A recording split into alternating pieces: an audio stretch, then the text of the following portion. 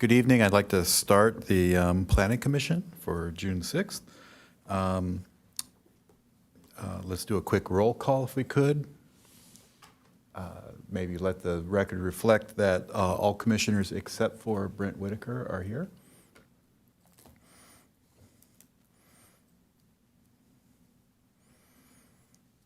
And with that, I will ask, we'll do the Pledge of Allegiance. I pledge allegiance to the flag of the United States of America and to the republic for which it stands, one nation, under God, indivisible, with liberty and justice for all.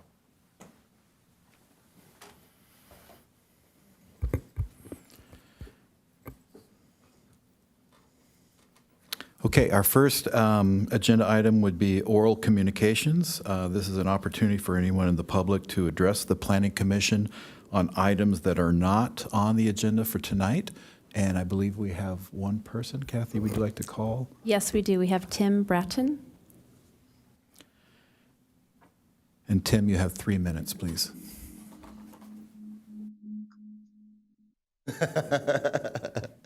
Thank you. Good evening, commissioners. I'm a little hot here.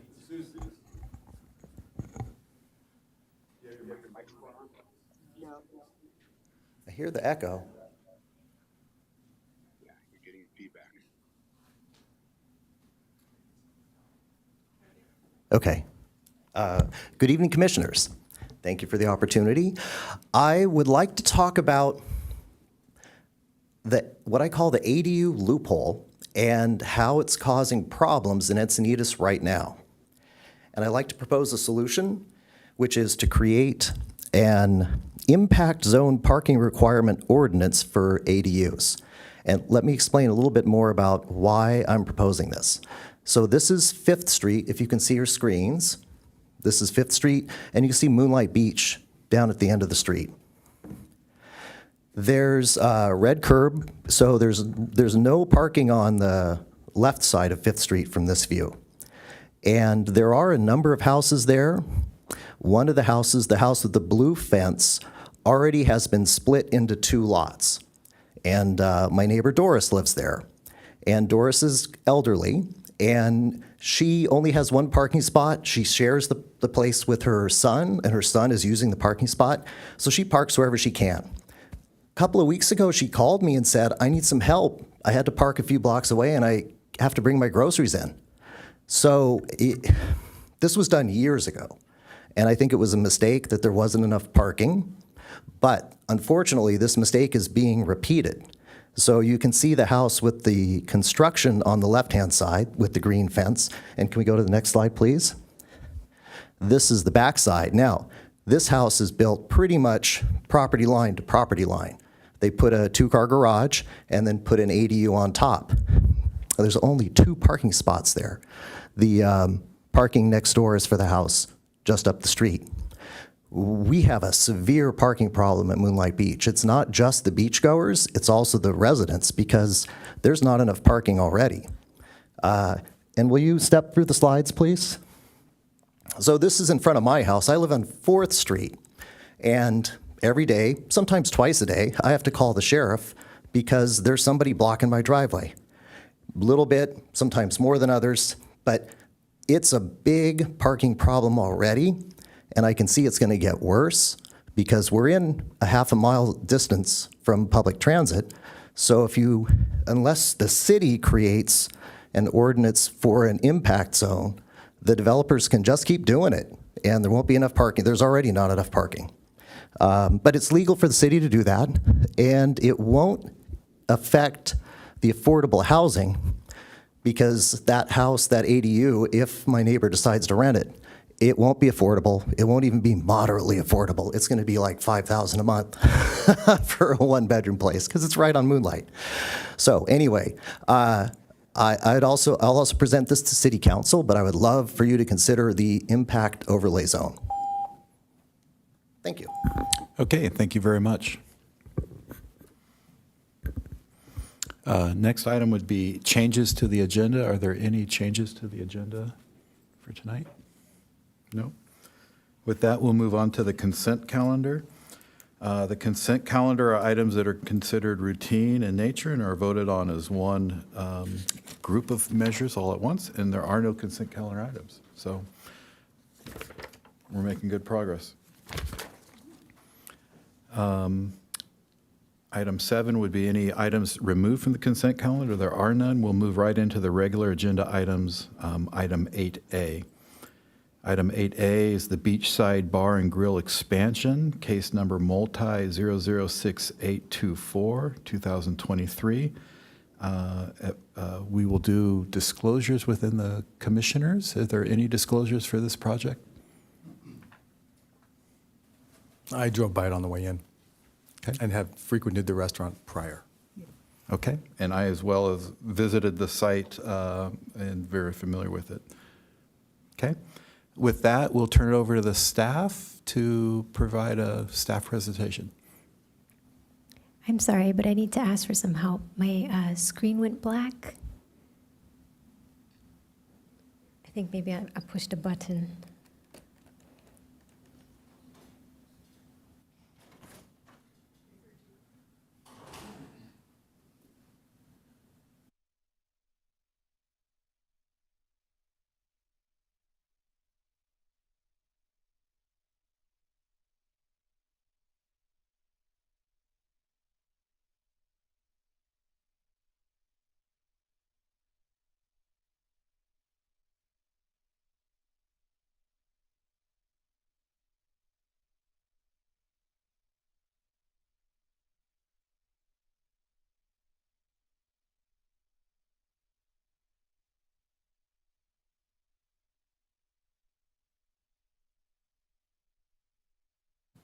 Okay, sorry about that. Minor technical difficulty there, but we are back up and running.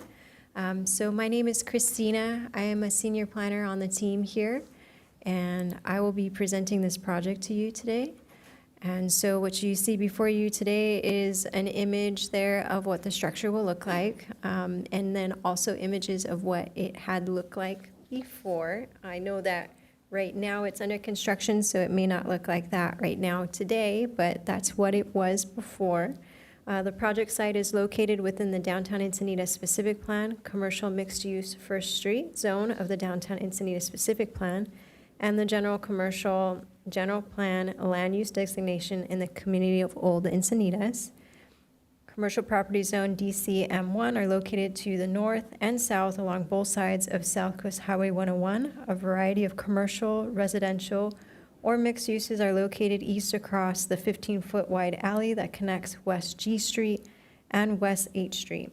The properties east of the project site are also zoned DCM-1. All right, the property is located at the southwest corner of South Coast Highway 101 and West G Street.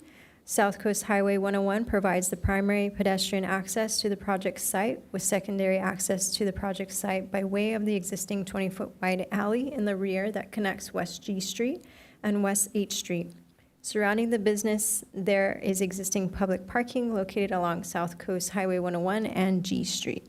And these photos here are giving us perspectives of what it looks like if you were to be at the site looking in those directions. The project is for a second-story addition to a previously approved alcohol-serving restaurant, including a 1,450-square-foot outdoor patio dining area with a bar, live entertainment, and 2,225 square feet of additional office space. Modification of an existing ABC Type 47 license, consolidation of 3 legal lots into 1 lot, site improvements, and a temporary construction trailer. And these listed here on the screen are the permit types that will be required. A minor use permit modification in order to modify the previous permit that was approved, and we're modifying the ABC license in order to match the restaurant expansion, and the live entertainment that is provided on site with amplified sound, the design review permit for the exterior facade and site improvements, and the boundary adjustment for the lot consolidation, and the coastal development permit because it's in the coastal zone.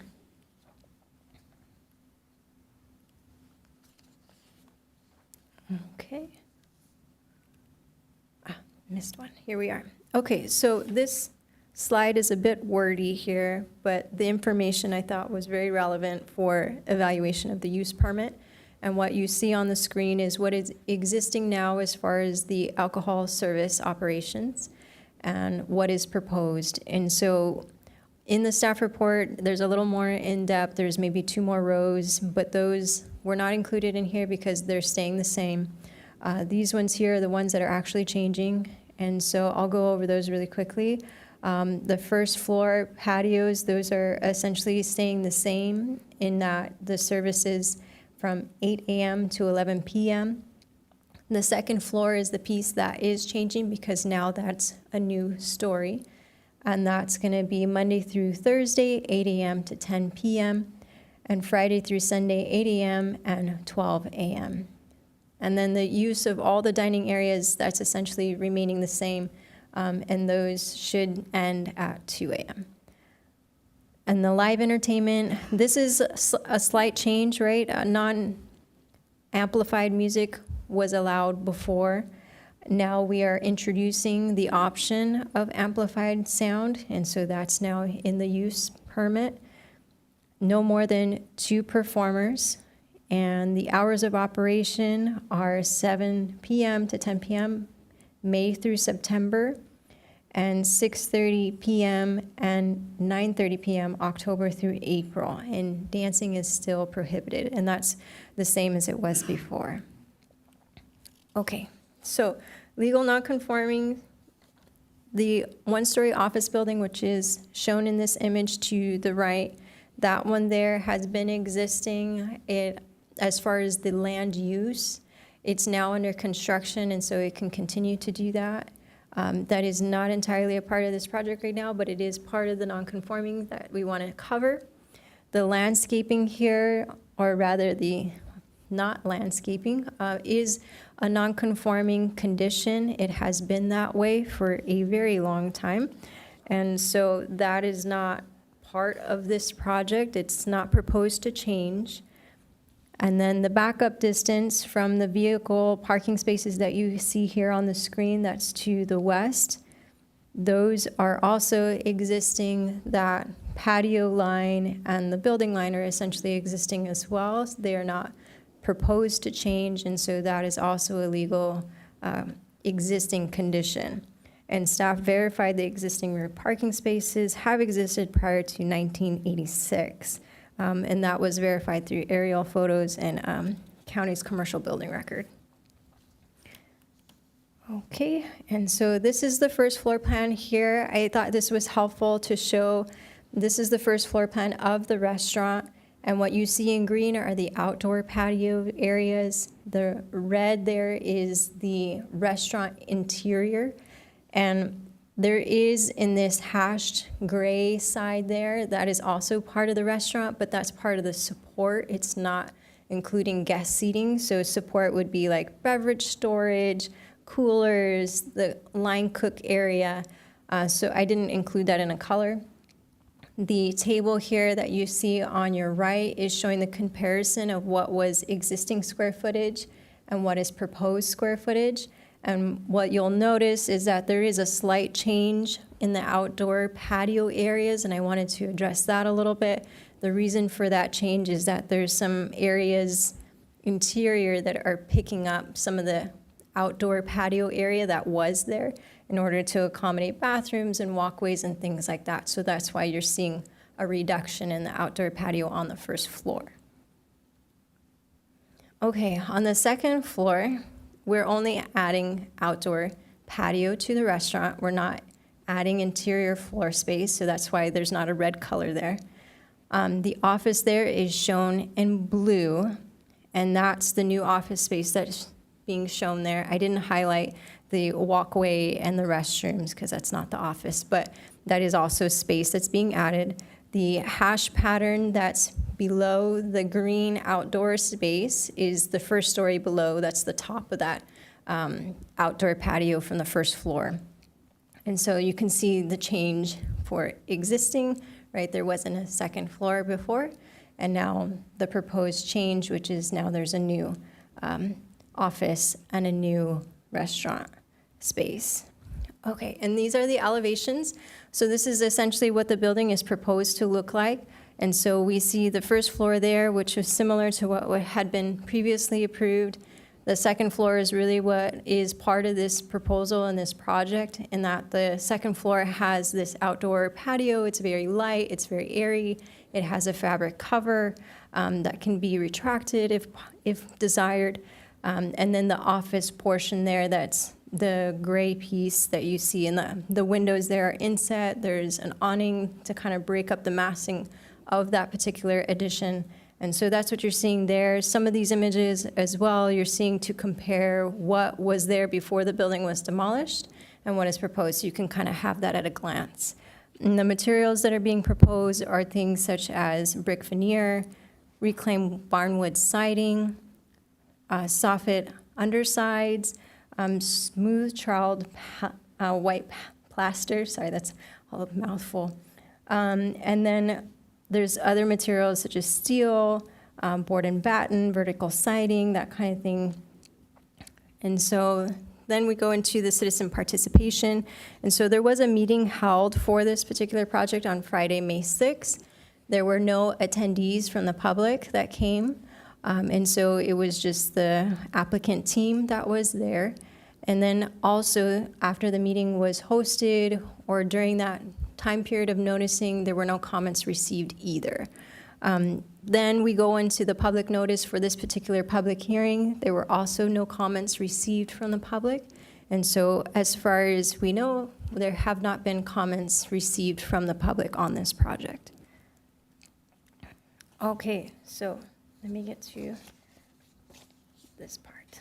All right, the proposed project is consistent with the general plan, local coastal program, downtown Encinitas specific plan, and Encinitas municipal code. The project as proposed will not have a significant effect on the environment. In addition, all required public utilities are available for the proposed development. The development of the project will contribute positively to the old Encinitas community. Staff recommends that the Planning Commission approve multi 6824-2023, DR 6825-2023, use 6826-2023, CDPNF 6828-2023, and BADJ 6827-2023, based upon the findings and conditions contained in the draft resolution of approval. This concludes my presentation. The applicant team and I are available to answer questions. Thank you, Christina. Are there any member or questions from the commission? Bob?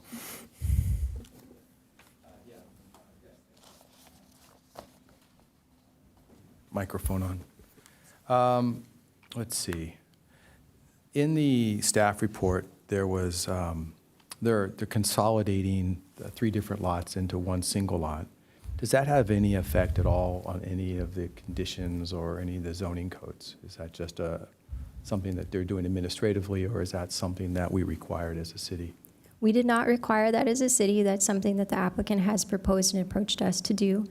And they are able to be compliant without the consolidation, and doing the consolidation doesn't bring them out of compliance for any of our standards. So does that help answer the question? Yes, it does. Thank you. Let me just go down to my... Hey, Bob, could I ask Yeah. a follow-up question to that I'm sorry, topic yes, on the please. lot consolidation? Would they be required to do the lot consolidation, or are they doing it purely voluntarily? They are not required to do the lot consolidation. That's something that the applicant approached us to do. Okay, thank you. But would that lot consolidation make the project be a different due to setback or something if they were not consolidated? Is that maybe the reason why they chose to do it? No, it is not. So in this particular area, there wasn't setbacks required, so it doesn't affect the project one way or the other. Bob? Where was the height measurement? How was the height described? Yeah, so let's go to, am I still presenting? Yes. Let me take this off really quick and get to that slide, and we can chat about height a little bit. Let's see if I've got a good slide for that. Yeah, these are good slides. Okay. So these particular slides, they were not in the direct presentation, but I think they're helpful. The red line here is showing the maximum height, which is the 30 feet above grade. And so the way that height is measured here is the most adjacent grade to the highest point, right? Or vice versa, right? Highest point of the building to the most adjacent grade. And so like for this north elevation, it's interesting to see that, okay, the plane that is closest to us is seen in color, and the plane that's further away, right, it's pushed back, that is shown in a less saturated color. So the colors are a little bit dulled there. And so the element that is closest to us, coming back to this towery looking element, if you will, in the wood siding, that one there you can see is really close to that 30-foot line, but it's in compliance. It's at or below. And so that's an example of how height was measured. We can continue down the elevations if you'd like, but that, I think, answers the question. So on the far right-hand side, on the top image, is that top part above the dash line compliant or not compliant? So as far as when you say above, is it the less saturated portion? Like the colors are less saturated, they're dulled? Is that like, if I were to point, is it Yes. this side here? That's correct. Yes. Okay, so good question. So I can clarify that part of the building is further back from this particular plane. So that height is going to be taken from a different grade. And let's see if I've got an image for that. I don't think I do. Yeah, I don't have one that would specifically, except for maybe this east elevation, if I've got it. I do not. Okay, it would have been the west-facing elevation that would have had that measurement, that would have looked at that a little bit closer. So are you comfortable, having looked at the west elevation, that the height is compliant? Yes, yeah. So when we looked at the elevations, we had all four sides, right? The north, south, east, west of this particular building, and they've demonstrated very similarly as the images that you see before you in showing, okay, here is the 30-foot line, that is our max, and here's the most adjacent grade, and this is how we measured it, and at every one of those elevations, they were either at or under, which is compliant for us. And that includes the HVAC and all the other issues, all the other equipment that's on the roof. So this is excellent point to bring up. So this one in particular has a very interesting inset well, if you will, for that type of equipment that would typically be roof mounted, but it's actually built into the design of the building. And so like here, this south elevation, let's see where we can see it best. Let's see. This is probably not it. I think I'm missing that west elevation, but we'll come to this north elevation. So this north elevation in that grayed out spot where the colors are a little more muted and you see like this purple dot, Yes. like in that portion of the building, if you will, there's a little well, and that holds all of your HVAC and like solar panels if one were needed. Like all of that is built in, so it's architecturally incorporated. So there isn't going to be the typical like roof mounted items that you would see. All Does right. that help? It does, thank you. I have a couple more, but I'm sure other people have questions. Okay. Go ahead, Chris. Thank you. So I just have a question about the live music. And so I had a question about how the two performer requirement was met, and whether or not, is this the two performer requirement the same in other businesses, restaurants that have live music? Yeah, so I'm glad you asked that question. And so the two performers was not a city-imposed number. That number came from the alcohol service form that we have them fill out, and so the applicant provided the two performers. That was not us. As it compares to others, a coworker of mine, thank you, Takuma, went ahead and pulled some information for me so I could answer that question a little more thoroughly. So Roxy, for example, that's also within that corridor, It is allowed to do 4 performers. If they would like to do more, then they would need to do a use modification. And then at Union, no performers were specified as far as a number. They defaulted to whatever the ABC license would do. And then I think there's one more that we have at the Papagayo. Yeah, they defaulted to the ABC license. Do you know what that default number is? I do not. I was able to find Mastro's was 3 musicians. Thank you.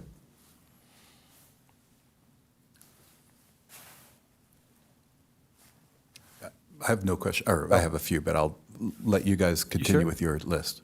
Susan?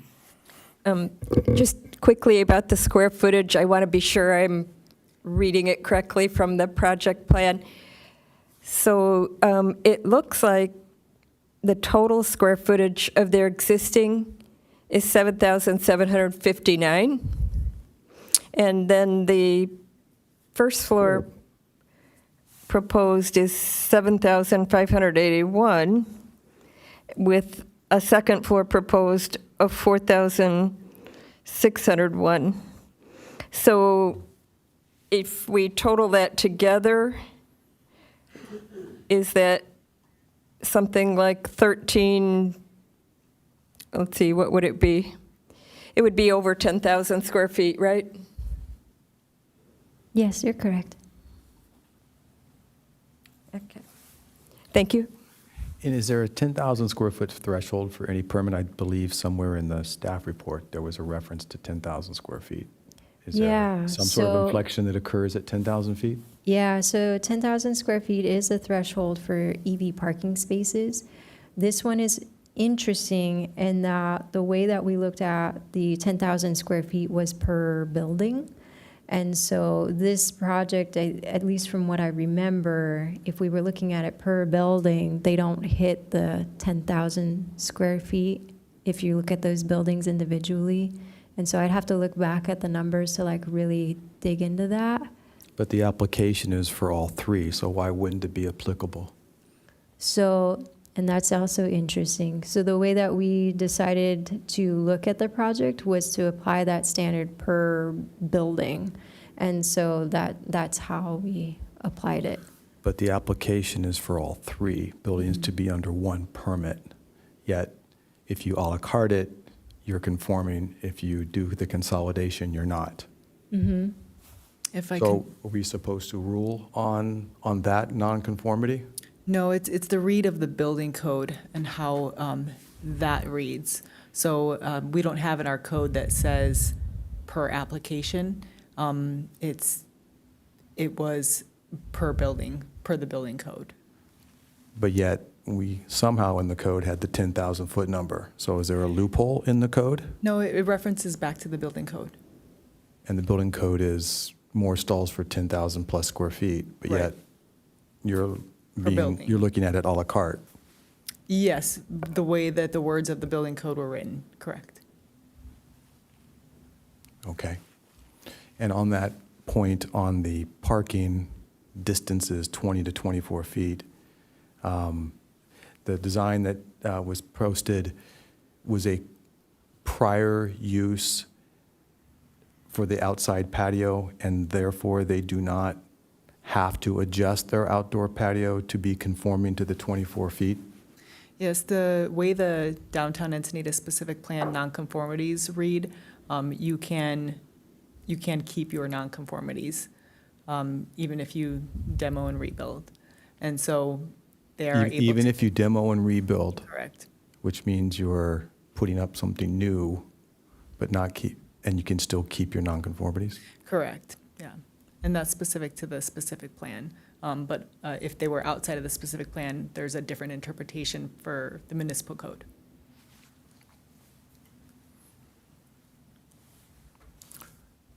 I had a question, and it may be related to what you're just discussing, but in your presentation, you said the existing office space, which I believe is the Encinitas 101 Association, is an existing non-conforming use because it's office where it should be retail, or where we'd like it to be retail. But you also said it was not a part of this application.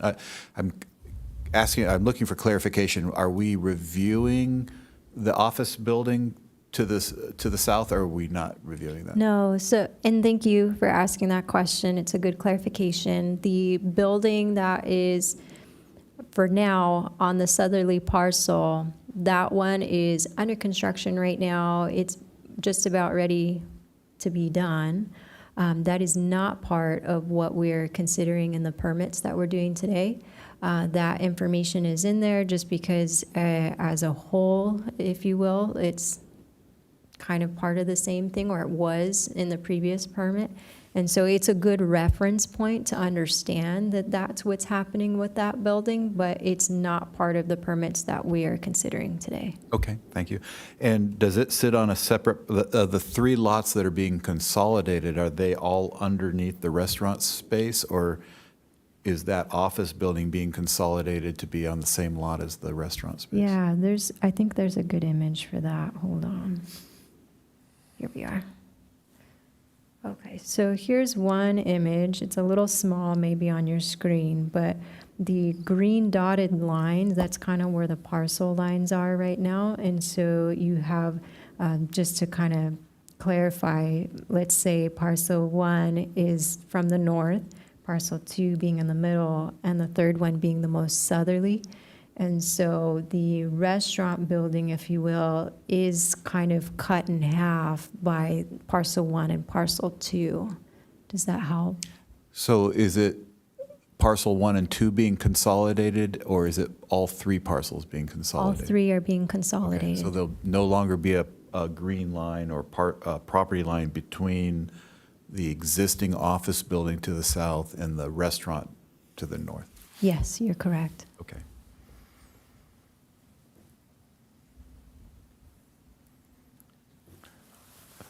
I'm still a little confused. So if they understand that the property is non-conforming, consolidating all 3 lots into one, they don't have to come back and do anything for the office because that's an existing non-conforming use. That's correct. And the same would be for the middle parcel. Yes. Then the application for all, are there any, by getting rid of the lot lines and making it one solid parcel, I guess, are there any other codes that they would have to be compliant with that were not discussed in the staff report? No. No. Yeah, it doesn't really change anything from a compliance standpoint for this project and the way that it's proposed. Does that help? Yeah, I seem to be stuck in my head on something. I asked about the parking, and that's non-conforming. There was a reference to landscaping. Is there any requirement, even though they're non-conforming and it's a prior use, that there's any landscaping requirements here? No, and that is a excellent question to think about, right? I think I understand where it's coming from in that, hey, like it looks like there's a new project here, they're doing something different. But the way that the codes read, it gives the applicant and us an out, if you will, to say, okay, well, right now the site does not have landscaping. It's not complying, and it's been that way for a very long time, and it can remain as such. We don't have a portion in the code to change that, if that helps explain that a little bit. So like we are not in a position to require them to put landscape because of that code section. It says that that's not conforming right now, and you don't have to make it conforming as a result of your project. But what about they are having to conform to design guidelines? They are having to conform to other requirements in our code. So why is landscaping exempt from that? Why is that item exempted? Why is parking, quote, exempted, when yet they have design guidelines they have to maintain, they have the bioswale, they have bike parking. So I don't understand at the moment why certain things apply and certain things do not. Are they required to do permeable paving in their parking lot or not? And why was that not applied? Do they have to put a white roof on for environmental purposes or for heating or climate action plan issues? So where is there a list of what they have to comply for and what they don't have to comply for? Okay, so A lot there. yes, you mentioned a lot, and so I think I want to ask you to maybe narrow down which ones you want to go over first, because you went over a very broad stroke, and there's very different answers for each one of those. So maybe rein in a little bit and focus on what would you like me to answer first? Well, I guess the first point would be, why isn't that in the staff report? And maybe it's just a question of, for the work plan, why certain things aren't in the staff report, such as they don't have to be compliant for parking, they don't have to be compliant for landscaping, but these other codes, they have to be compliant on. So, first question, do they have to be compliant on permeable water surfaces? No, and that's going to be a little bit out of my purview, but this particular building was not required to do that. This project wasn't required to do that. But aren't new projects in Encinitas required to do that? Yes, they are, but there are thresholds that have to be met in order to trigger that. And Okay. for this project, that didn't happen. All right, well, that's an answer. Are they subject to the number of bicycle stalls? They are not. And so that ties in to that AB 2097, which is a California law that went into effect just a couple of years ago. And that prohibits us, the local municipality, from saying, hey, this is our parking standard, and you need to now create this many parking spaces according to our parking standard. We can no longer do that because of that California law. And so bicycle parking would also be in that, right? Because it's parking. What's interesting, though, is that law, if you will, is one piece. And then the Coastal Commission is another state agency, right, that we have to comply with.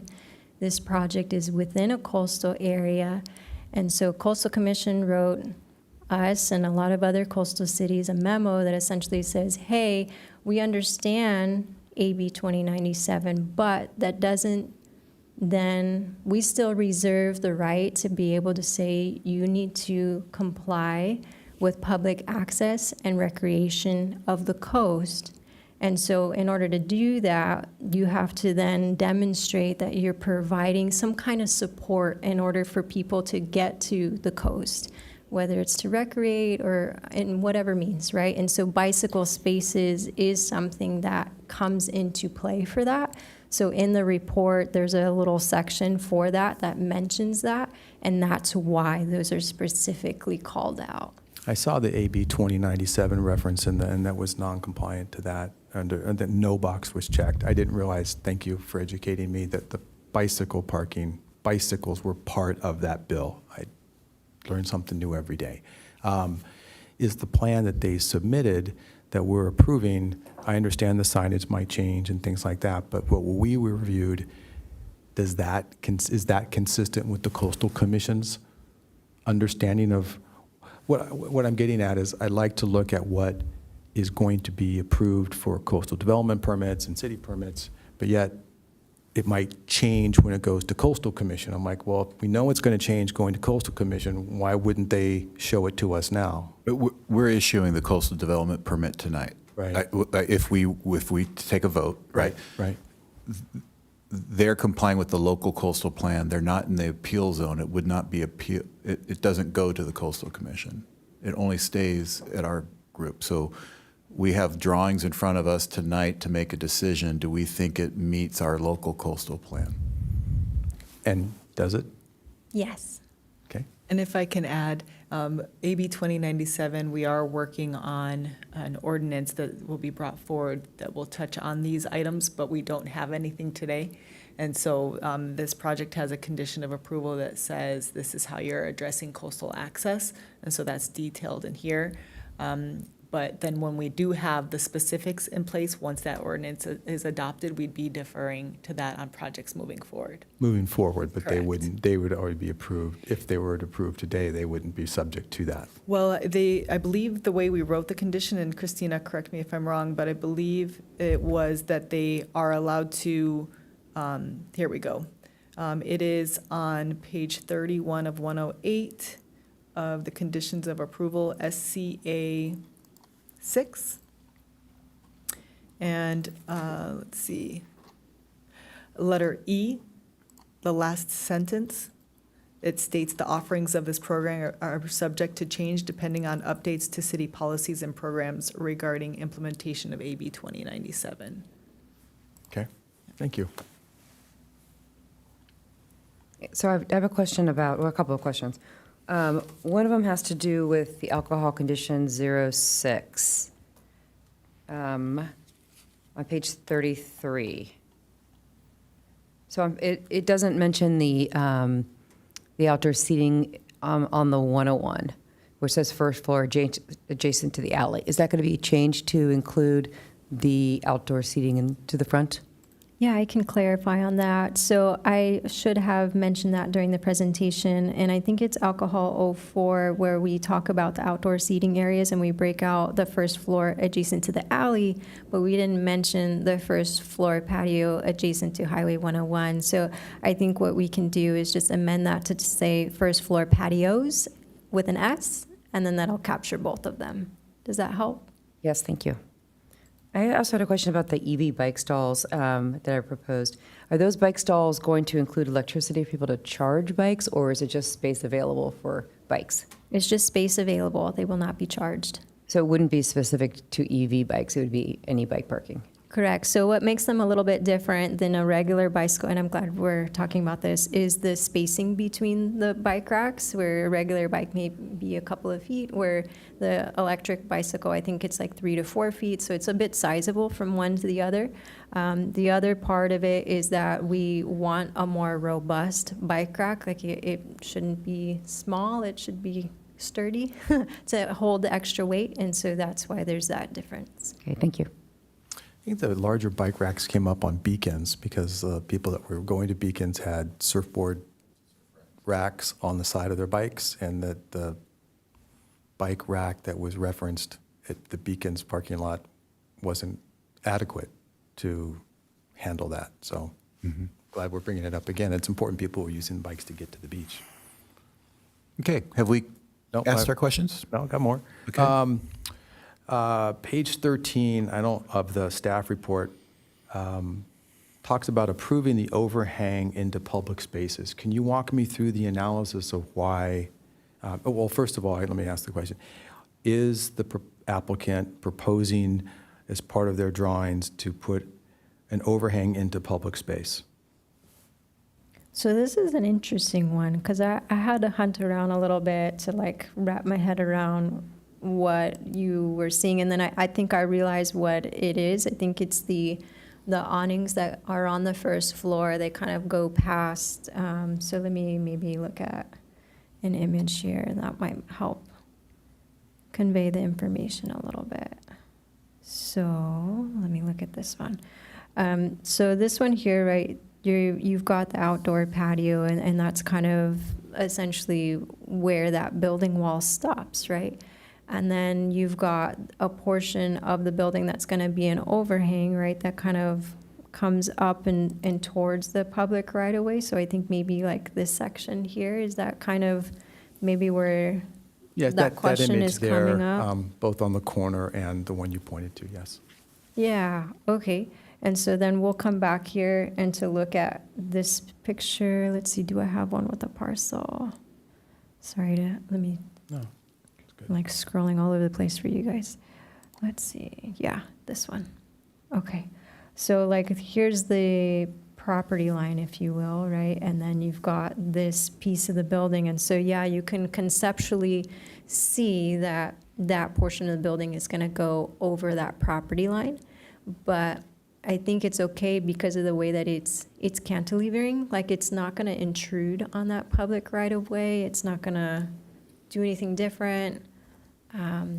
Does that help? Well, it explains that it is going into the public right away. And your statement on page 13 of the staff report, the awnings and the fold-up windows along South 101 overhangs into the public right-of-way space, providing a visual interest and shade.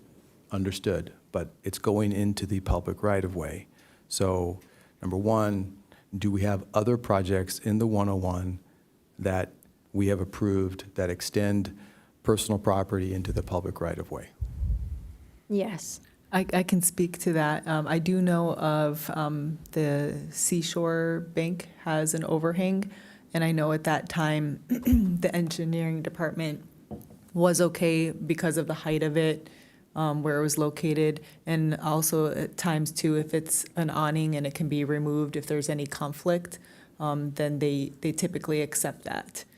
Is this a permanent, this looks like it's a permanent structure that overhangs into the public right-of-way, based on the drawings that I saw. So what we can do, I'm not sure if engineering had commented on this or had noticed that or not. So what we can do is put a condition of approval that says that it has to be reviewed by the engineering department. Unless the applicant has other information when they come up here, then we can hear from them.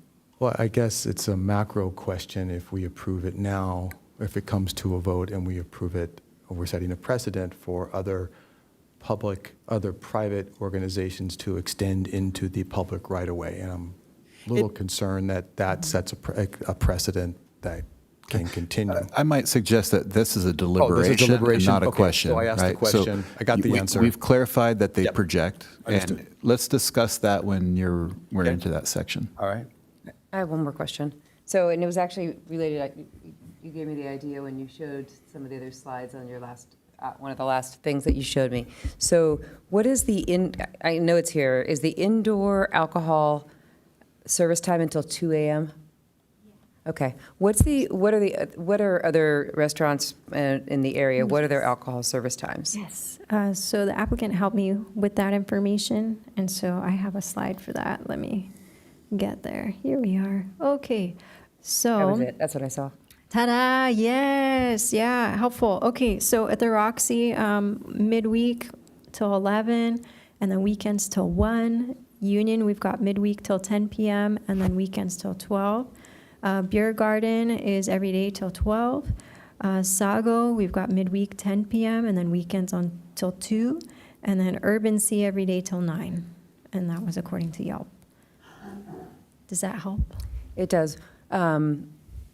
I'm just trying to think of there other restaurants serving alcohol, specifically type 47, that are in this general area. I believe there are. I do not have the list ready for you, but I believe there are. Okay.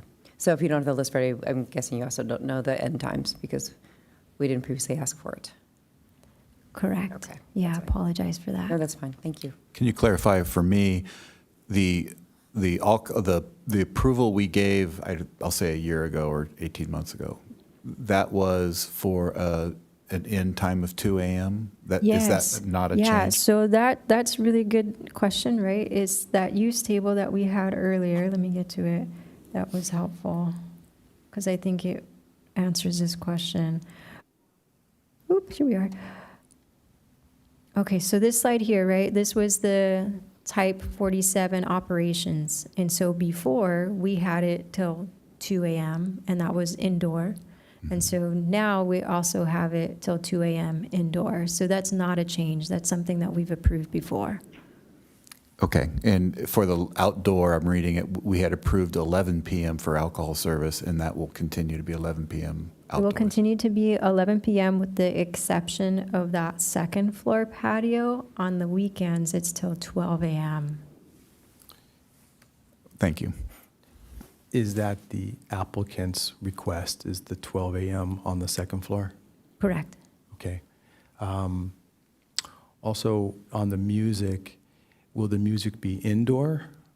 Or is there a restriction in the application or the resolution to restrict it to the indoor and not have it available to the upstairs patio? Yes, so I have a slide for that. look at me. Okay, so here's a slide for that to show exactly answer your question. So in the pink box there is where the live entertainment area is proposed. So that's the first floor that we're looking at. And this pink box is interior to that first floor restaurant. And so that, I guess you could say there are several barriers that are there to kind of contain the sound. What's interesting about this one that I was not expecting, but that the applicant has chosen as their choice, is to have if a performer were to come in and do amplified sound, they are not independent speakers in and of themselves. They would be plugging into the house speakers for the restaurant, and that the volume of that would then be kept at whatever the ambient music would be. Does that help? So would that be piped, is that under the application being able to be piped to the upstairs speakers? Yes. Okay. And I guess the applicant can answer the question if it can be turned off for upstairs. But was there any reference in the staff report to lighting upstairs and how the outdoor patio will be lit? And Yeah. is there any restrictions in the code regarding how long those lights can be on the second floor?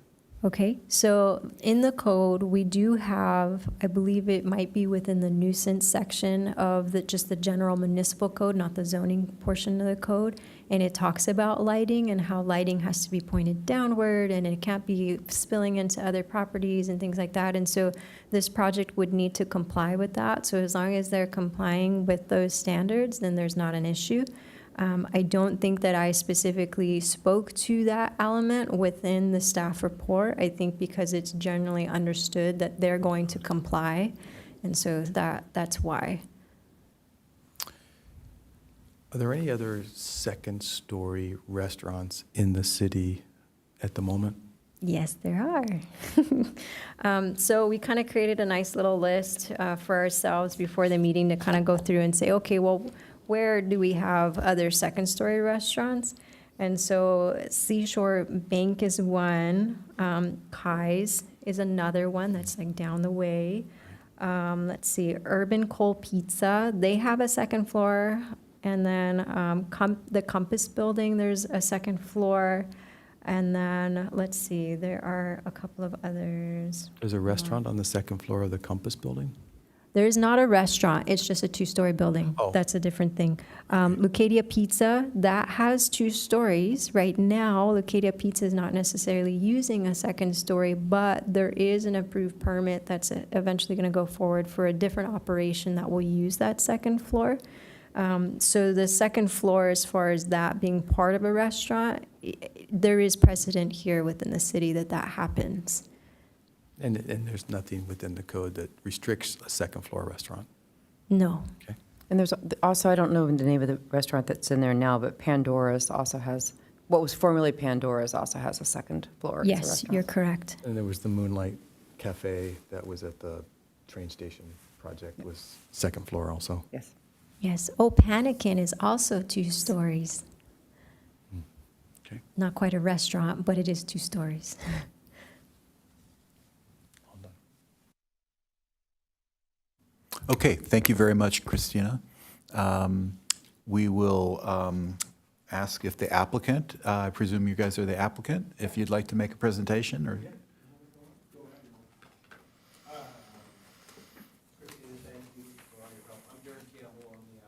Is the microphone on for him? Okay.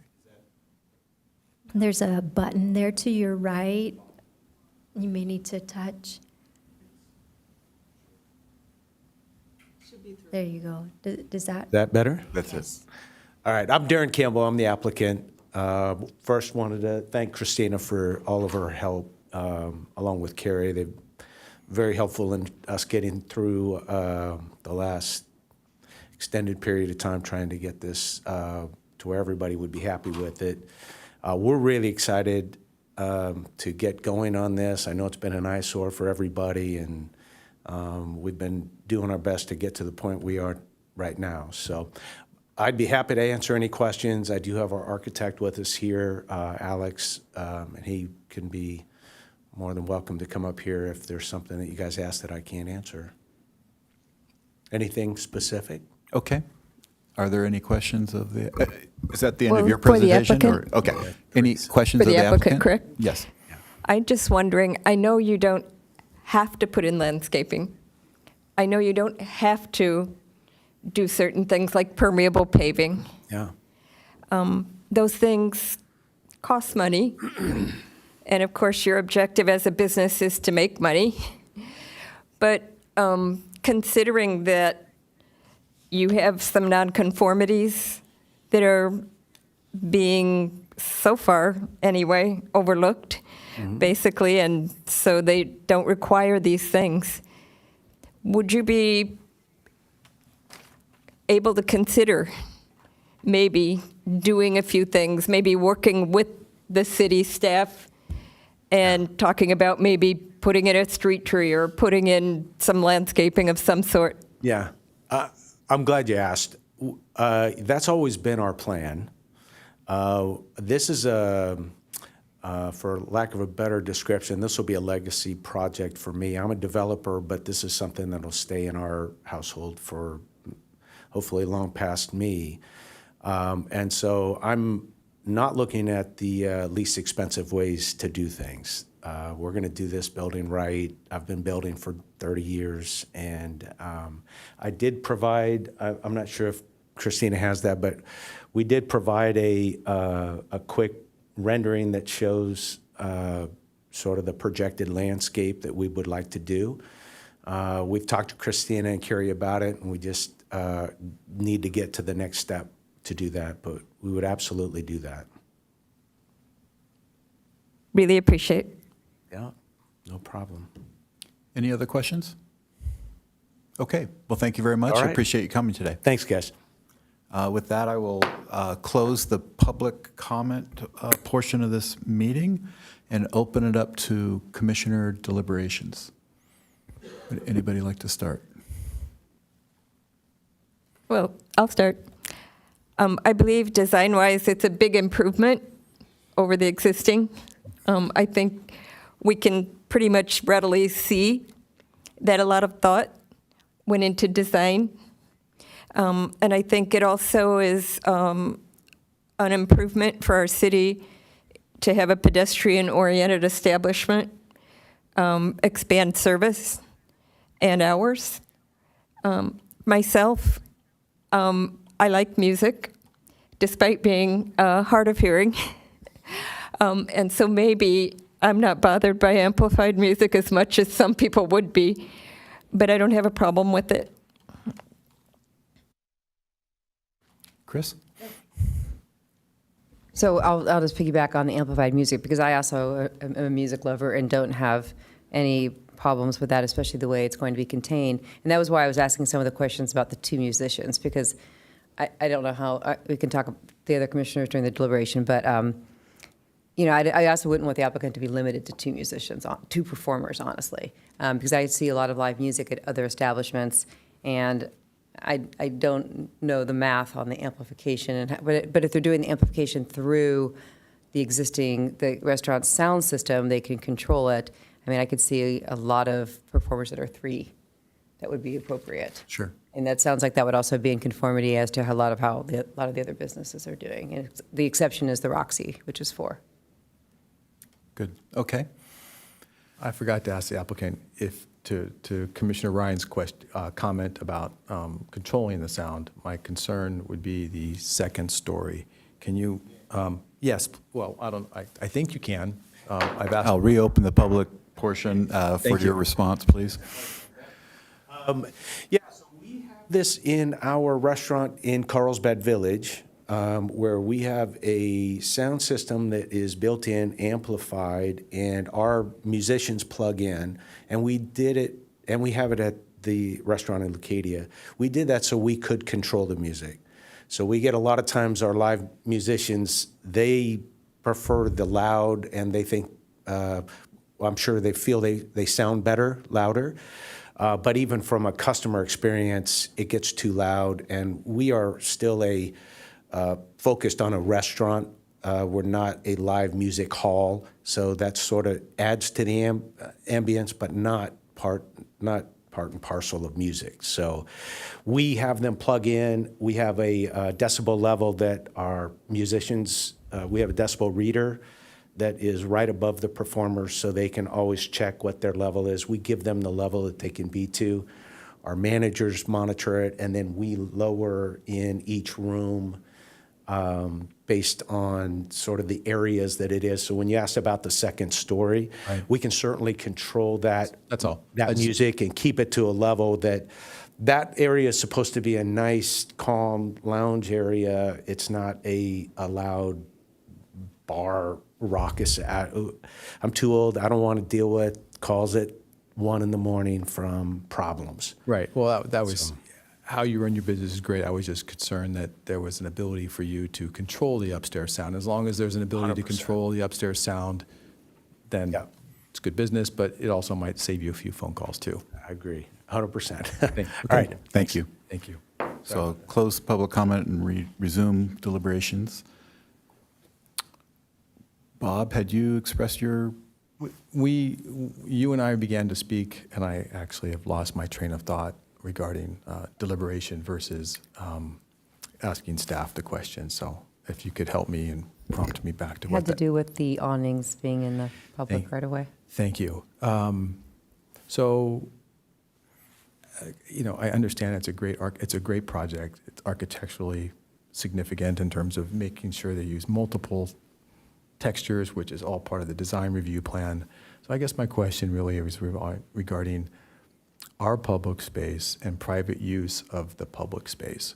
And I know it's a small thing, and I don't have the skill sets for design, but does that somehow create a precedent for others in the future to encroach upon the public space for their private use? And I just wanted to talk and get maybe everybody else's thoughts on that. So I have a question maybe Steve can answer as an architect. Is that design feature to provide shade, or is it just Yeah. a feature for design? maybe a little bit of both, really. But in my mind, there's two parts of that. One is the existing building had actually awnings that projected much further than what these are projecting. So it's not necessarily expanding or increasing a condition. But more broadly, I would say, I think it's a pretty standard urban condition to have your buildings, you want a pedestrian experience. You want your storefronts and entryways right up to the sidewalk, right? And it's really normal to, we project 4 feet often in our project. So we project awnings and overhangs so that, entryways are shaded from the sun and rain. There's a sense of enclosure for pedestrians that are walking along the street, and it's breaking up the facade of otherwise tall buildings. So I don't have a problem seeing them there.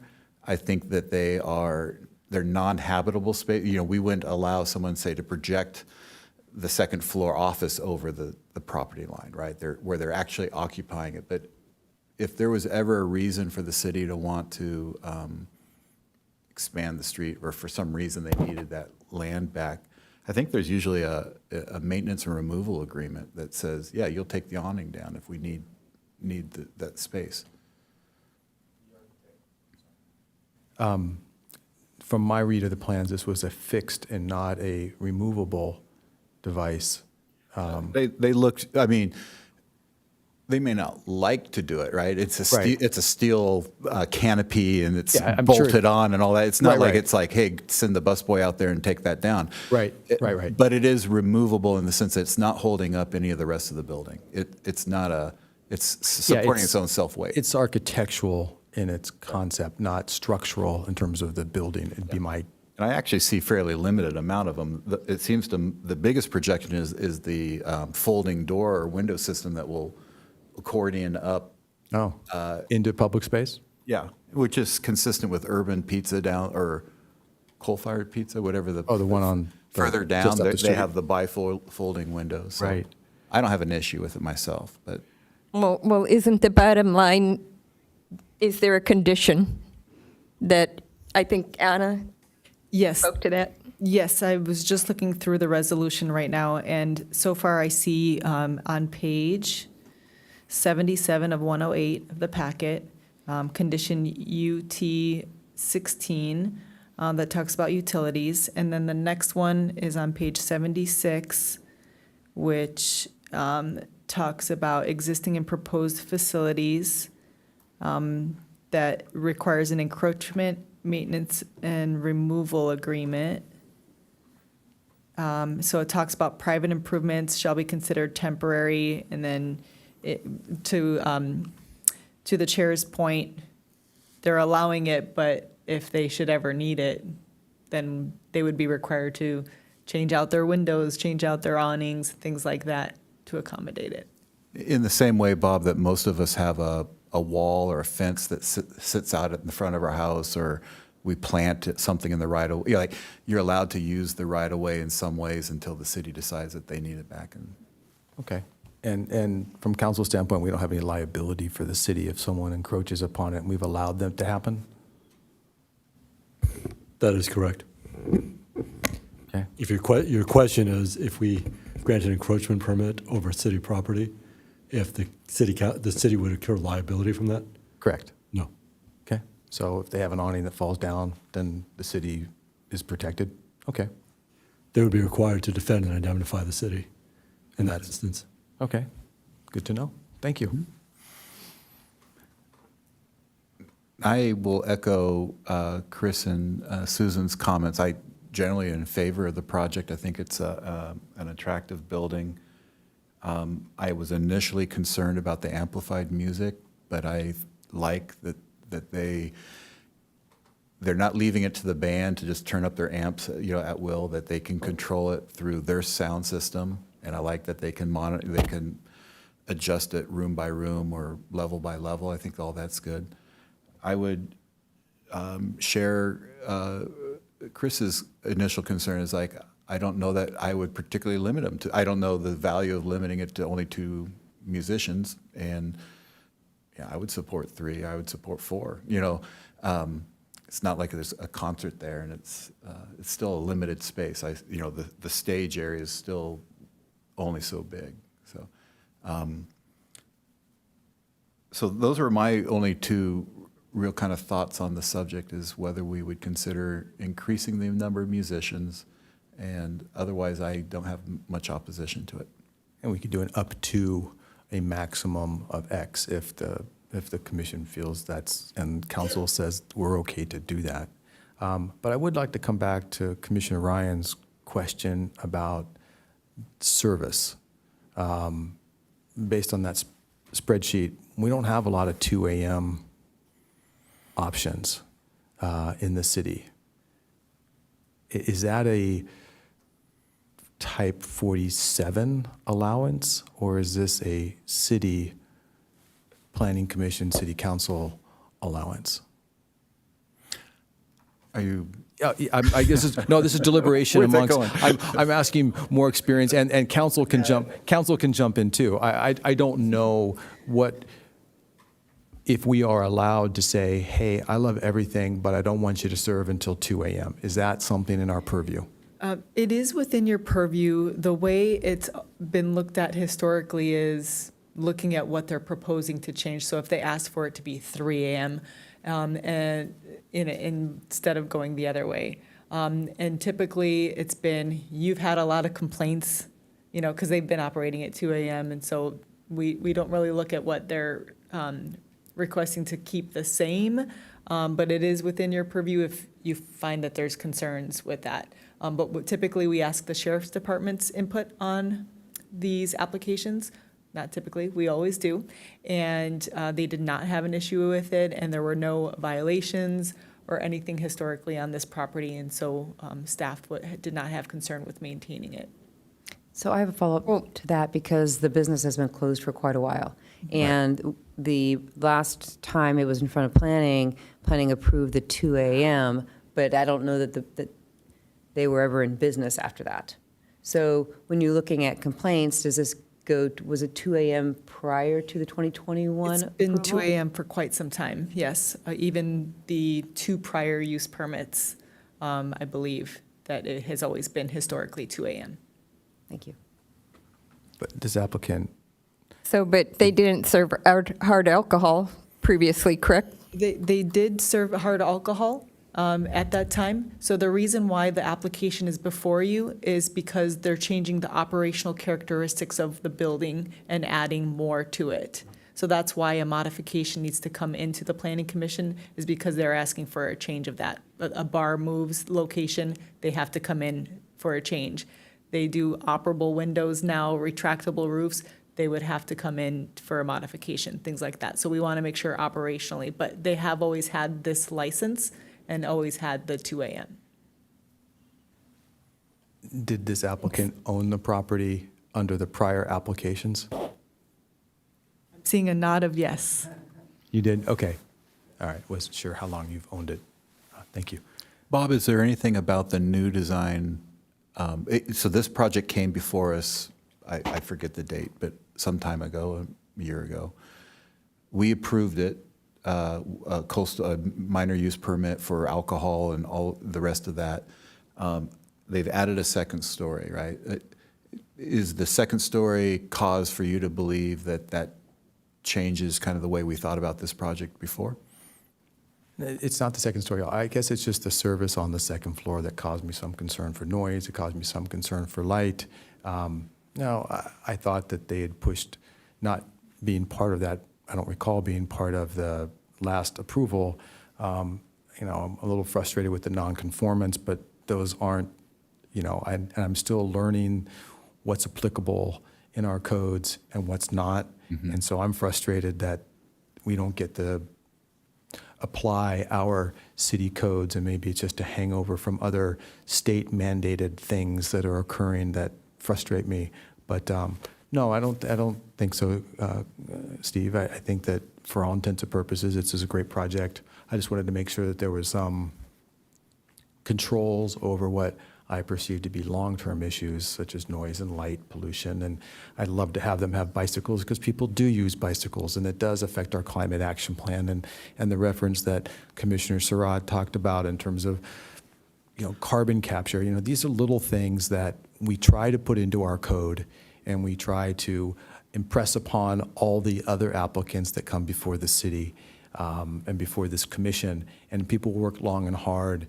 And I would hope that constituents and business operatives in our city understand they're not forced to do so, like Commissioner Surratt, but do the best they can to apply current codes. Yeah, I know they're exempt, but that doesn't mean they can't try. And other than that, I support this project. I think it's a great project for the city. And if Seraph don't have a problem at 2 a.m., then if the city council does, they can adjust the resolution. So Yeah. that's how I And feel. the 2 a.m.s for indoor only. Yeah, the outdoor deck is 11 p.m. Right. Right. All right. And I really think that staff and council need to think about updating some of these codes, because as a city incorporated in 1986, we're now at 2024. And projects that are over 10,000 square feet should trigger certain improvements, maybe street trees, maybe more than 5% landscaping, but it isn't in the code right now. And so we just rely on the goodwill of the applicant to hope that they will do some things to make the project more in compliance with what we might have in the future. Because many cities would require street trees, for example. Many cities would require more than 5% landscaping. And many would view this as a new project. So instead of a continued non-compliance, they would look at this project as an opportunity to comply.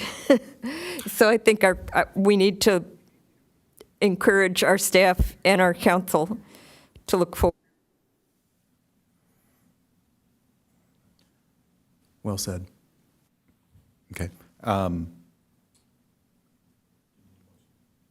Is anybody feeling, so I don't disagree with what was just said. I agree that I'd love to see more landscaping. I'd love to see, as a bike rider myself, bike racks and all that plentiful.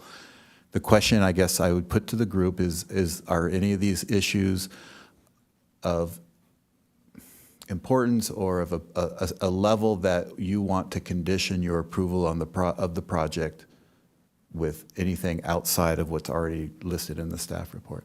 And the one, if I could I'm say. happy with the current conditions. Okay.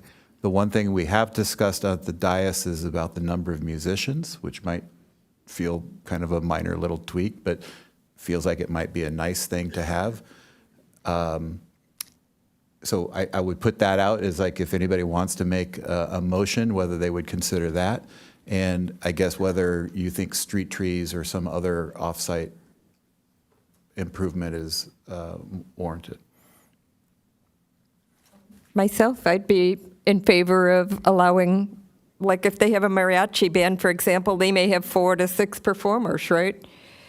And it's not going to be wild, raucous thing to have a mariachi band usually. Well, it could be kind of slamming, but but on the other hand, I think, something in the 4 to 6 range is. Editors in their peer group, I want them to succeed. We all want them to succeed. So, but I don't want to give them a competitive advantage that other people don't have. So I guess I would go to where the maximum are with their peer group, and I believe that was 4.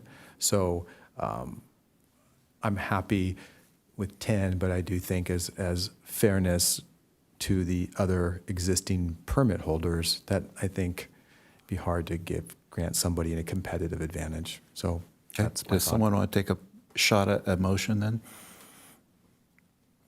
I'd like to. Oh, yeah, I'm sorry. I do think we need to include the change to the alcohol 04, which is the first floor, all first floor outdoor. Right now, the condition says the alley, Yes, so it would need Yes. to include that change. I would agree. That was a good one. Good catch. So changing the alcohol section to include the outdoor section, the patio and the first floor, and up to 4 performers. I believe that's what I heard that other applicants in the city have. So how about up to 4? Does that seem fair? Okay. Okay, is there a second? I'll second. Okay. No further discussion, I'll call the vote.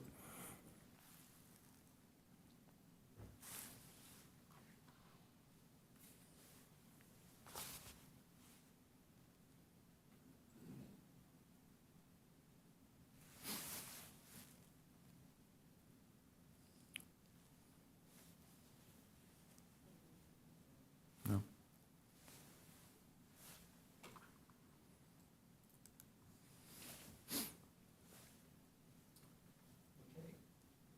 Okay, motion passes 4-0 with 1 absent. Congratulations, you have a permit. All right. Does anybody need a break, or are you ready to keep going into the next item? Like maybe a 5-minute break? Okay, let's take a 5-minute break, then resume here at 7:26. Thank you for letting me, some of these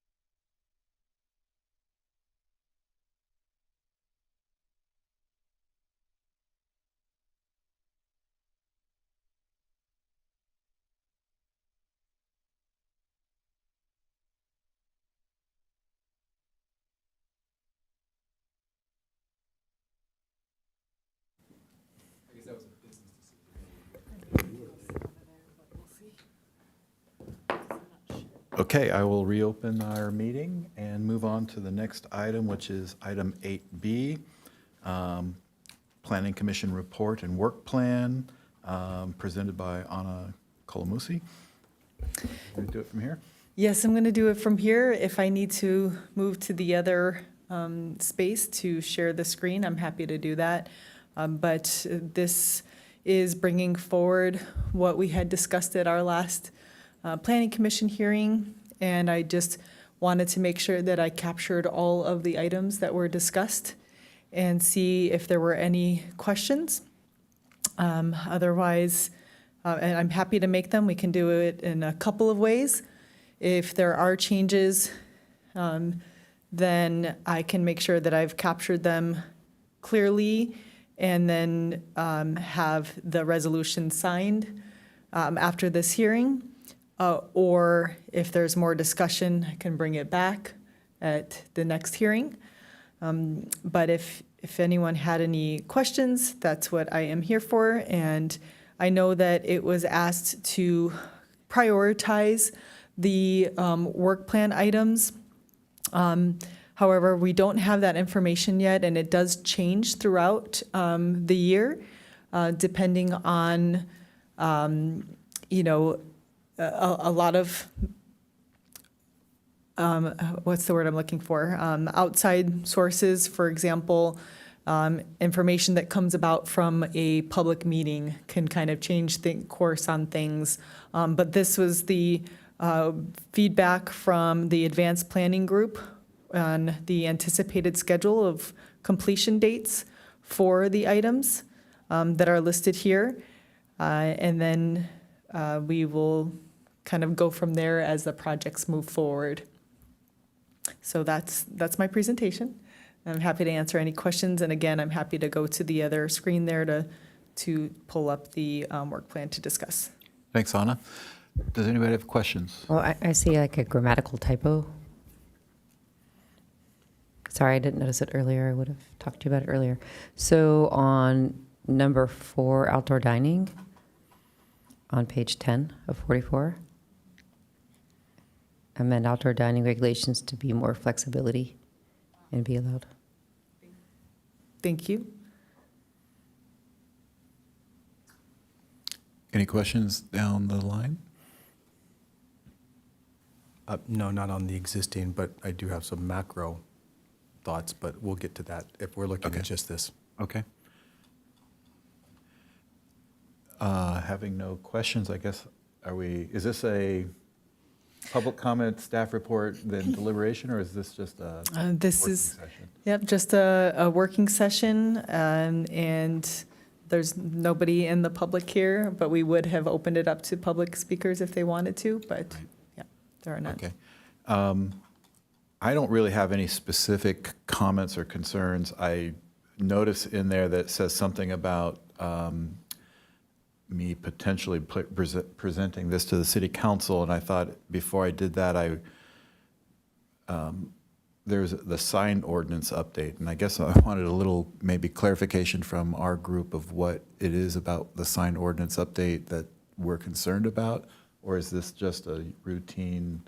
I don't remember the discussion from last time, I suppose.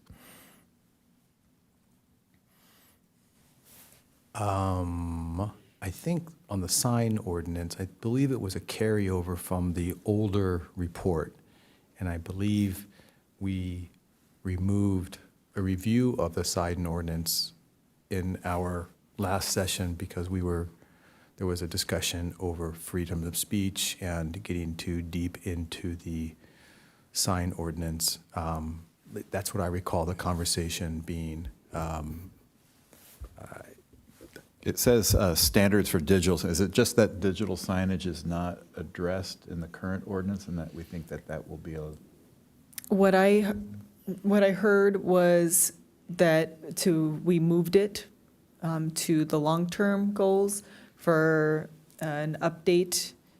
We did remove the items that Commissioner Prendergast had mentioned, and the standards for digital signage remained there because, yes, the code does not have any standards. However, we've been utilizing the municipal code for things like no flashing signs to limit digital signage. But I believe the sentiment was we can leave it on there to monitor if things like that come up, and then we can move them in higher priority. Okay. My recollection was it was decided case by case. Was your idea, Steve? Yes, yes, that we would just have to see it when it comes in. Okay. Anyone else have comments or things that they want to address in this report? I do. It looks good to me. Okay, Bob? I apologize again to everyone for coming late last week, and this was my first chance to really kind of dive into a work plan that wasn't around the first time around. And we talked about a few different things. Last couple of weeks, I've been thinking about things that I would like to share with the commissioners and Anna about, do these go on, do these not go on, are they worthy to go on? So a couple of things I thought about, and I don't know if they fit on a work plan or not. The first one is, the city has talked about raising taxes because we're short on funds, or they feel that they need funds, and the city council will handle that. Brought me to revenue, and I've thought about this in the past, of trying to figure out how Encinitas compares for fees to its surrounding cities. Basically a fee schedule update.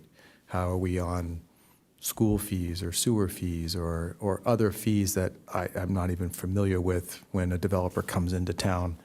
And really, on a work plan item is just doing a simple table that identifies Encinitas fees. We might be low, we might be high, and if we're too high, then maybe we need to bring them in line. If we're too low, then we're leaving revenue on the table compared to our surrounding cities. So really, it's basically a development, or I guess I'll call it a development fee schedule review in comparison to surrounding cities. I don't know if that's a work plan item, but I thought that would be relevant to know how we're doing. If I may, I can speak to that. Okay? The analyst for the department. And the last fee study we conducted was in 2021. We're supposed to, and every year our fees are increased by, according to the CPI. This year, effective July 1st, the fees will go up. I believe the CPI is 3.8%. Last year was 7%. So it just depends on what the CPI is. But the base fee, so if it's, let's just say it's $100 to pull a permit to repave your driveway, but it's a $500 permit in the city of Solana Beach, and it's a $700 permit in the city of Vista. So there are lots of permits that I'm not familiar with and lots of fees that I'm not familiar with. Others on the commission might be. I just want to know how city of Encinitas is doing in comparison to other cities. That is part of the fee study. They do look at surrounding cities. I want to say we're in the middle, but don't quote me on that. I think the next fee study will happen in 2024, so next fiscal year we'll be doing that. Okay. So it's already in the loop. Yeah. That already happens. Okay. All right. And it feels like it's like a finance committee or a city council kind of thing, not a Planning Commission Planning work Commission plan? thing. Okay, well, that was a concern. We deal with a lot with by right housing and RENA allocations. Has the city in a work plan, the planning department, ever reviewed the Sandag allocation structure, like how they came up with 872 units for our allocation? I know other cities have, and they challenged Sandag in their analysis. A lot of what we do is housing element issues, and we've been given this number. Have we ever, for instance, a neighboring city was calculated with temporary housing for fair workers, and that went into their RENA allocation. One company had 1,000 square feet of office space, but had 500 1099 employees, and they were counted for 500 people that worked in the city, but that wasn't the case. So, as we deal with densification of our city and our rules, has anybody ever looked at the Sandag calculation? I don't know if that's a planning department commissioner or chairman, or is that, where do you think that falls?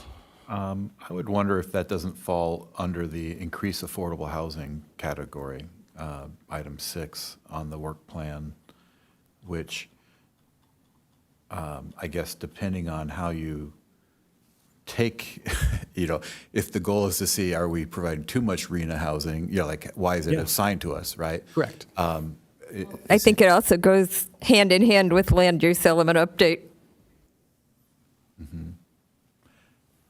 Was that a specific line item that we need to add, or a sentence that we need to add to the work plan? Or is it covered, or is there anything that staff understands that's already happening within the city, much like the fee update, the annual fee review? That's our advanced planning department, and when you update housing elements, which our next one I believe is in 2029, I want to say, Right. then at that time, that's when it would be appropriate through that process to ask those questions. So those are coming along, yeah, that's about as much information as I have on that. But we've legislated in our city, and we've passed housing element codes to account for an allocation that doesn't, I don't have an answer that's been scrubbed and verified and validated and/or agreed to. We seem to have accepted it as a city, and maybe it's a city council question, but Well, I believe that several years ago, it was contested and reduced. The RHNA number was reduced at one point. I'm trying to remember what year that was exactly. I'm going to say maybe 2018, something like that, or 2017. But I do think it is something that underneath item 6, it would be up to us which areas we choose to review. And that could certainly be within our purview to explore how that number was determined. And I do not think we want to wait until 2029. That is way too late.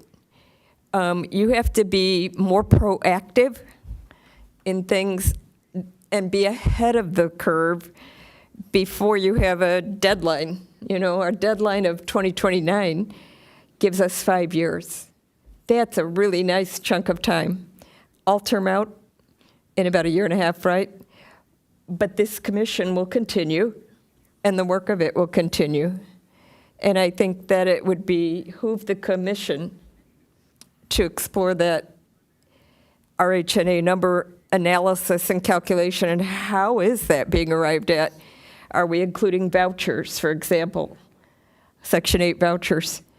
Are we including, what are the there are various different options that can be included.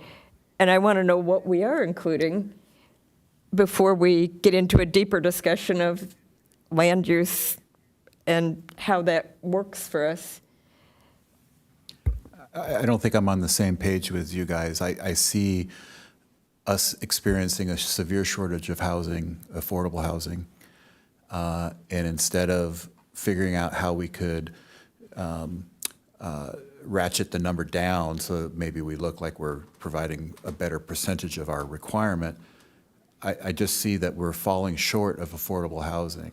And so I'd like the focus of so 6 says how to increase affordable housing. I think adding something like this is actually trying to work counter to what item 6 is say, how do we determine that we need less affordable housing? No, I think I disagree. This is all about the allocation given to us by a quasi-governmental agency, and I want someone within the city to affirm whether that is the correct number or not. We have massive land use planning associated with housing in our city. We're non-compliant to the last day practically for our housing element, and our housing element was based on the RENA allocation. I've not been told by anyone that we actually verified the RENA allocation. So if it's 870, then it's 870. If it's 550, then it's 550. I understand we're short on housing, but we also have a complete change in our city's community feel, our infrastructure cost. We've discussed 1,000 units being on Quail Gardens and intersections already being impacted to level F and with no recourse. So I think it's a community issue just to understand if we have the right number or not, that's all. I'm not sure it's Well, as simple as think that there's I'm a on the right s- number or wrong. I'm in agreement with Steve. I think what the problem, we have the shortage, right? And we need to anticipate, how do we increase our housing that's affordable? Right. I think that's what you were saying. That's what I'm saying, and Bob, you're referring to what is the right number. I'm not sure that there is a specific number that you will find, like, I don't know what our number is now, 800 something, or, Right. I bet we could add 900 spaces, units, and still feel like we were short of enough housing. But if the city, if the community Well, wants what to it go is 900, then let them Is go that 900. we have plenty of moderate, okay, which is one of the requirements. But we are low on the very low and low. And so what you're saying, we need to figure out what is the right way, a right place, the right time, and the right number, the right quantity for our town. And I think the group of us are well qualified to discuss and look into it and make recommendations and bring that information out. And it would relieve staff in some ways of some of that burden, because I know they work very hard on that. So I think rather than concentrating on what a number would be, I like the way this reads, because it's asking us to explore different ways to create affordable housing, and to help bring projects forward that would do that, like this says with the tiny homes, the use of commercial strip malls, and other ways to use the resources and land that we have in the best possible way in order to increase affordable housing, rather than always working toward a number that may or may not reflect what the community really needs to affordably house people. So I like the way 6 reads as it is. Bob, I see it also kind of fundamentally as like a political question, a council level question, right? What is the, I agree with Susan, if it comes to this group thinking kind of creatively, like what do tiny houses mean, and what do ADUs mean, and what do room share, other things. But I think fundamentally, it's the elected officials who are making those decisions about where the housing goes in the first place, but also, do they disagree with the RENA number, right? And I think the time to do that is when, like, we're in the middle of a cycle right now. So, whatever group accepted that number, now we're working towards it. In 29, if the next cycle comes up and someone wants to question the allocation or the process or the calculation of it, it feels like that would come down from a higher level than us. It's a question of when and where. If no one can tell me that it was challenged, then no one did it. And that's disappointing, because to just blanketly accept and then go through and plan and go to the ballot box and ask our constituents and our citizens to approve a housing element on the basis of an edict that doesn't get reviewed and challenged, at some point, you're just saying that's a city council requirement. And I'm suggesting that that might be something that we, as the planning commission, can advise city council that, hey, you might not need to have 18 sites in your housing element. You might only need to have 12 sites in your housing element. And so, it's a question of, do we do it with us or do we do it with the city council? What I'm hearing from you is that's a city council suggestion. That's what you're hearing from me. I think there's also a limited knowledge or within our group of what was done. Susan has mentioned that in 2018 it was questioned and maybe it was reduced. And I would just have no history to share with you, yes, it was looked at or no, it wasn't, right? Right. All I know is that whatever it was called, Measure T and these constant reballoting of these sites, I have to think that there were plenty of people in the city looking very carefully at the RENA numbers and saying, why are we providing this number? I think it was reduced when Blake Spear was chair of Sandag. And I just don't remember which year, but I know that it was reduced at that time. And I think the way that it was done was because perhaps, for example, senior assisted living is affordable that wasn't counted in, or other kinds of housing that we had that weren't counted were added in. And so then they realized that we could reduce that number. So one of the things about that is that you have to really look at what do we have first, because we get to count it. You know, we count what we have. And so if there's some group, let's say it's a rehab housing or something that hasn't been included, but it is affordable housing, we get to add that in. Things like that, or vouchers, they weren't included, oh, maybe we need to add those in. So different kinds of accommodation may be missed.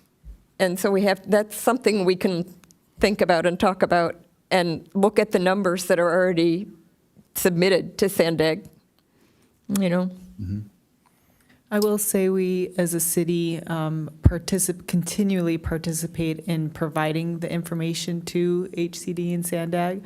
And that does change yearly as well on the information that they're asking of us. So I do know that much is the participation and gathering that data, providing it, making sure we're capturing everything that we do have, our accessory dwelling units, anything that we have that's deed restricted, anything that we are able to count, we are making sure that we're capturing that. I do know that.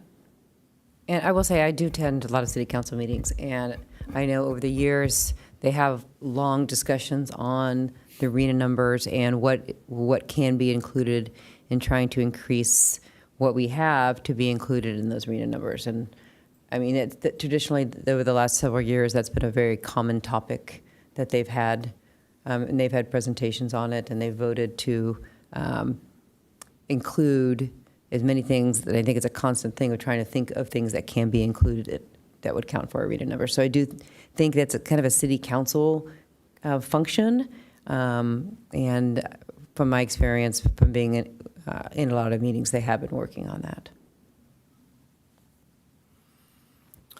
Okay. All right, the next one, after conversation with Councilman Ehlers, some suggestions of, there are a lot of planning commission interpretations that get reviewed that don't make it to our commission. Is there a way to list those on the website and make it a bit more transparent on what is before the planning department,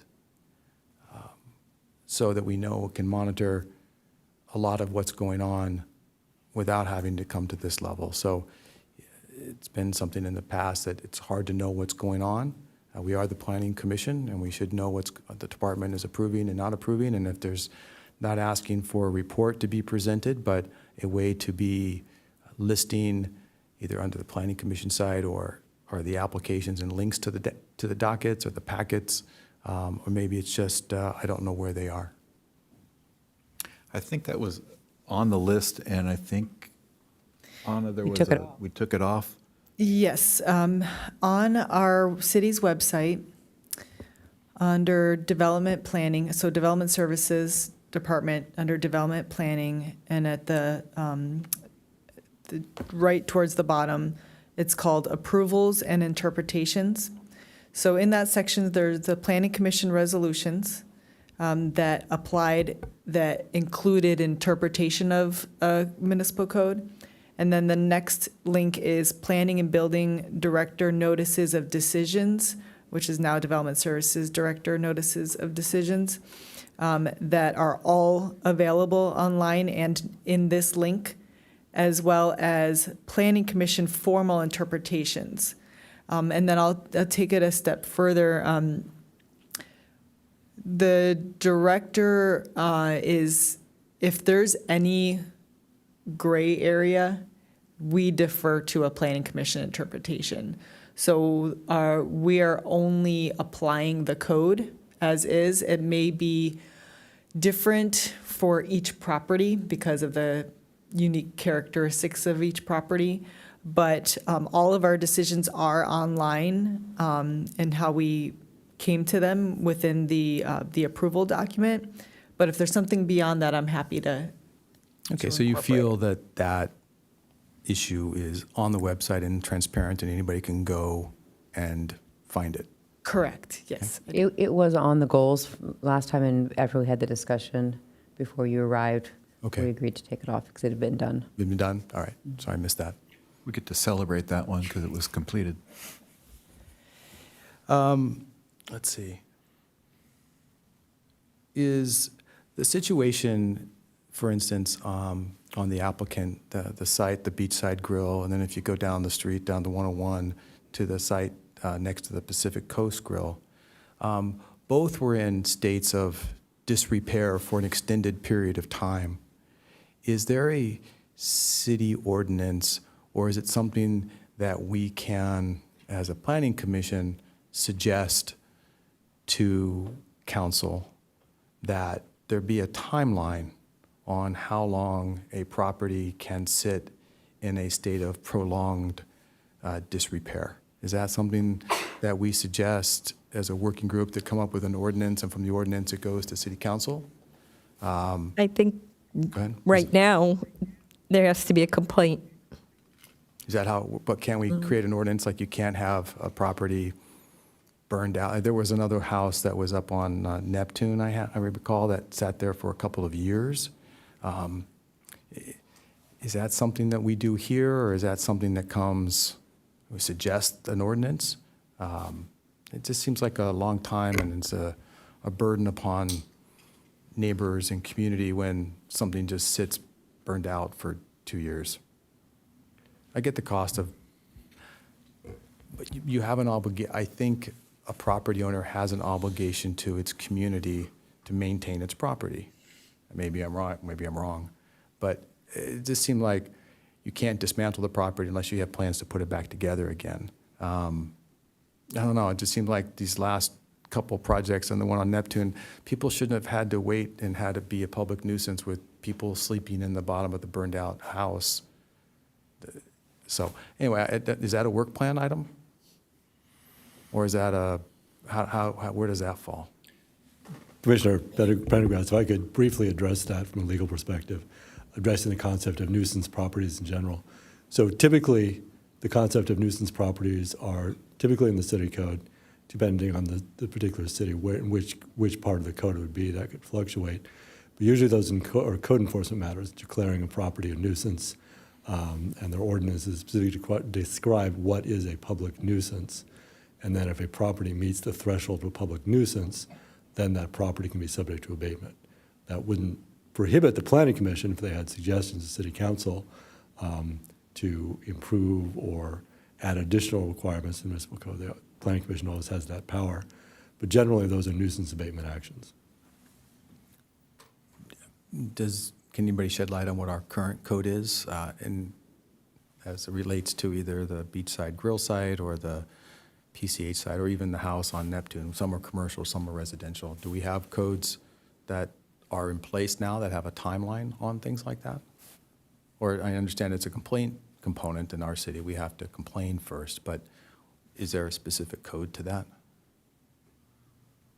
I would have to look through the code to find the exact section, but I would imagine it doesn't have time limits. But typically when something comes forward to code enforcement, we establish time limits that are applicable to that specific project, scope, situation, and things like that. Right. I think it'd be kind of difficult for us to create guidelines because, as Anna was saying, it's very specific to the project. And I could see all these different types. I don't think the Beachside Grill and the house on Neptune that was a fire, they aren't really comparable in a lot of ways because one was a decision to start to dismantle a commercial building and the other one is a house that burned down. So I don't know that we would be the right group to make those kinds of decisions. We have guidelines for other things. We have guidelines in terms of textures of buildings, and we have guidelines for parking. We have guidelines for landscaping and permeable surfaces. Why wouldn't we be able to create a guideline for somebody to fix a property so that it's not a public nuisance? Or then what becomes the, what's the right word I'm looking for? I mean, then how do you manage gaining compliance? I mean, are you suggesting that people get fined and the fines increase over time? Well, And then if what you do you do don't- with people who can't afford them? Do you then force a sale? I mean, I'm just. No, I understand completely. I mean, there are fines that the city has. If you don't clear your brush on your house, the fire department will come and do it, and they'll send you a bill. So I don't see how it's any logically any different than if you don't comply, we will force compliance and we'll send you the bill. As I recall on that Am I Leucadia in- house, Isn't it a health and safety kind of issue? I mean, it has to be sufficiently dangerous, basically, before there's action from the city. There's a threshold for that. You're basically describing a threshold, so there is a threshold. yeah, it seems difficult if someone goes bankrupt or can't afford something to, I'm thinking of this house over on Neptune, right? That burned down a number of years ago. I don't know how Right. long, right? Right. I don't know why they're not rebuilding it, but it seems like the city was threatening lawsuits, and the city was going through a process of trying to force them to do something. Right. But ultimately, if that person doesn't have the money to do it, how would you force them to do it? Or are you going to go rebuild the house for them? you know? No, but And, clearly and to be careful, we probably shouldn't Oh, we're not deliberating? We're not to deliberate whether there's a solution here. We're going to put No, it down no. today, but whether it's a topic for us to talk about in the future, right? Right. I feel like we issue a coastal development permit or design review permit, and that moves that client kind of from one stage of their development process to a building permit. And Right. then we don't issue the building permit. Right. A building department issues that. And it seems like in the building permit is where, if they start to delay, the building department or that becomes the phase at which feels like they would say, hey, your permit's only good for a year. I mean, I think most of them are actually But I'm talking about expiring. the violation before that, the health and that's- safety issue, the. It's a code enforcement. If they went and did a demolition, But do we have a code? I mean, again, the fire department can come and clean out my neighbor's yard if it's a fire hazard. So there is a threshold. yeah, and they could go down to, say, the restaurant that started the demolition and Stopped, didn't and right. stopped. A fire department could ride by that too and say, hey, we don't, your fire sprinklers aren't working and your wood is exposed. This is a nuisance. Right. I guess I'm trying to be forward-thinking to avoid these situations. I think the guidelines exist in other cities. I think clearly, we have guidelines for other things. I don't understand why we wouldn't want to consider guidelines associated with facilities that are sitting there languishing for extended periods of times that, yes, they're health and safety issues, and yes, they're fire hazards. So why wouldn't we have an ordinance that says, if you have one of those, you're going to have to take care of it. You have to take care of your property. You have to take care of your fire, your weeds. Your trees can't overhang. There's plenty of. But all those ordinances still apply to every property, right? I Right. mean, I'm just saying, is there one for this situation? If there isn't one for this situation, should we consider it for the work plan? That's all. I'm asking if this is a situation where Planning Commission has to be forward-thinking to put something before City Council or suggest, they can always take it out and say it's none of your business, but is this something that we as a commission feel that is necessary, that it looks out for the constituents of the city and the neighbors in the community and everybody else? That's what the guidelines are kind of for. So yeah, it's rough to do, but you know, we were able to get through design guidelines pretty effectively.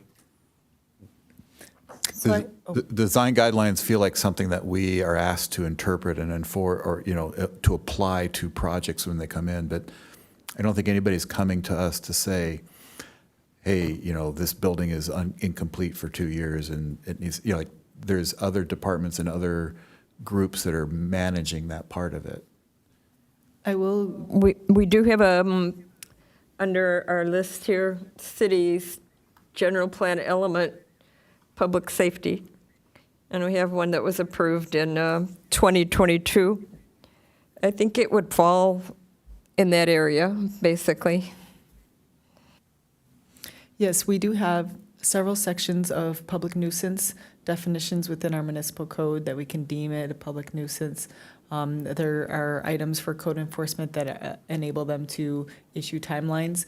One example would be the Robley demolition that came before the Planning Commission, in which you all were able to put timelines to that. And so there are mechanisms already that allow us to put timelines, again, specific to a certain thing, a building burnt down, something under construction that's been there for 3 years. If somebody were to come forward, then we would be looking at what types of permits, have they expired? Do they need to put, you know, some protective measures up, things like that. So we do have those things in place. But timelines, that one's a little bit more difficult because it is very case by case on what the situation is. Commissioner Surratt suggested public safety. Would this fall under Yes, public safety? we can definitely utilize any policies within the public safety element towards Okay. requirements as well. Absolutely. It may also fall under the zoning code updates. Right. I mean, you know, there was some sort of omnibus cleanup, and then there was this code update. You know, if there's a section of public nuisance that we don't feel is being, is inadequately addressing some of these things, I guess they could be put there. So how does it work? So if this becomes an item that I want to pursue, when we go and spend time on the work plan, that code would come up and then we would look, or we would suggest to clean it up? Is that how the process works? Having not gone through it? How do we actually implement a zoning code update? Zoning code update could, I'm trying to remember, I think we only had land use element update, or, no, we had zoning, yeah, Land zoning use code and update, there it is. Long-term goals. It's on our long-term goals, 1A. So if there were items that you want to add to the bullets in there, that would be an okay thing to do as well. Right, because we have parking and bike standards there, right, which we talked about in the last application. Specific plan land use, there's another bullet. To me, it feels a little outside our purview. We specify the bike parking standards, but if someone doesn't provide the bike racks, that's a code enforcement thing that a different department goes and enforces, right? I'm just surprised you find that, you know, things that occurred in our city for 3 years doesn't warrant a bullet. You know, things like, I don't really think that's what he's saying. I think he's saying that he thinks it's outside the purview of our jobs as part of this commission. Not that it doesn't deserve attention, but that there are other places within the city that the code enforcement and other areas that already deal with this. And I will say that Robley property on Neptune, I did walk past it a lot of times, and I did see all the abatement signs that were posted with the various timelines. So that was an example of the city was continuously addressing the issue. It wasn't being ignored by the city. And I repeatedly saw signs go up telling them, giving them timelines and posting publicly that the city has been trying to manage it. so what I'm hearing is that Beachside Grill and Pacific Coast Grill and outside of the Neptune one, I don't recall seeing any violations posted. So if there weren't any violations posted, then there weren't in violation of anything. And what I'm suggesting is maybe we should consider, or maybe it's the public safety group to consider that as a potential violation. So kick it down to public safety is fine, but I do think it needs to be addressed, and you don't want to have a bunch of burned out things and laying around the city, especially on Highway 101. Yeah, I'm comfortable with a sunset clause to a permit, like, you know, and I think that there already is, and I'm at a loss to explain why, say, Pacific Coast Grill can be building for 5 years, you know, whatever Right. it's been. In my experience, building permits were good for 1 year, and then you could extend it for 6 months twice, so you could get up to 2 years on a building permit. But so I can't explain to you today what they're doing. So, you know, if it's a matter of looking into, does that building permit actually have an expiration date? That would be reasonable to me. Or when we issue a minor use permit, or say a coastal development permit to a property, you know, do they have to take an action within 2 years? Or, you know, can they hold that for 10 years and then come back and say, you know, I'm exempt from parking and I'm, you know, going to go pull my permit now? But if you don't submit a permit, so if they hadn't submitted a permit, and I'm not sure, Anna, do you know when Beachside Grill initially submitted? I mean, were they under any sort of clock? Because that's been like that for a while now. I know it sounds like it's moving forward. Sure. I don't know the exact date or whether or not the permit has expired, but that could be a possibility that it has expired, but they have been showing movement of moving forward with completing the process. Let's, Anyway. we're getting into a deliberation, and it sounds like there's enough meat on the bone that you want to talk about it more, you know, so I would put it to Okay. the commission. Is this That's fine. something that we would want to put onto our work plan? And if we were to put it on our work plan, would we put it on a current plan of as time permits, or a long-term goal? I think we already have long-term goals with land use element, but as far as how we work on our work plan, don't we need to separate into committee, have 2 people, for example, work on one item for researching it or studying it or bringing it back? Could we table that for a quick second? I want to come back to that, Susan, but could we, because I have some thoughts on that too, but as it relates, Well, as far as his item, yeah, so is I there think a if he section here wanted we to would work on add that, it? it's right now under the land use element update under, you know, because stability and address areas of change in the city and all of that, it would be under that long-term goal. But it's up to us, isn't it? If we want to start working on a long-term goal with a committee of 2 people, it doesn't mean that they're going to come back next week with a finished report. It might take them a year, you know, of researching it. I don't know. I would think it would maybe fit within the 1A, the zoning code update. And I guess what I'm asking is there a consensus on our board that we want to add it as a bullet point to do that? Or in any other item that you want it to be? You know, Bob, do you want it to be? I'd like to add it. Clearly, I think it's, I don't know, I just think it's something that we should review. And if I it think goes it's- away, then it goes away, and it gets kicked down to Yeah, public safety. we've through discussed it deliberation. enough to know Yes. that there's enough issues to discuss that we should probably put it on our list, and we say, Long-term as a goal. long-term goal, when we're, and I'm suggesting is we are updating the code updates. Right. We say, hey, by the way, how does our code address delayed construction? Correct. And is there That's- something we can I'm- add? That's awesome. Thank you. I appreciate that. Okay, just to be clear, I want to make sure that the wording, unless this is going to come back to the planning commission to review the language. Let's get the wording correct. and then Yes, we'll- okay. So it sounds like I will be amending long-term goals 1A, and I will be adding a bullet point under also addresses, and it's going to specifically say address delayed well, I'm open to the language, but address delayed construction and public nuisance. That has all the words I need. That works.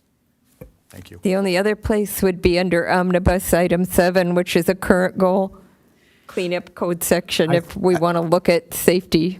I would think omnibus is kind of minor tweaks of vocabulary, like grammar and things that clarify what was already intended. Correct. And also those are our current goals are the ones that we were given by city council.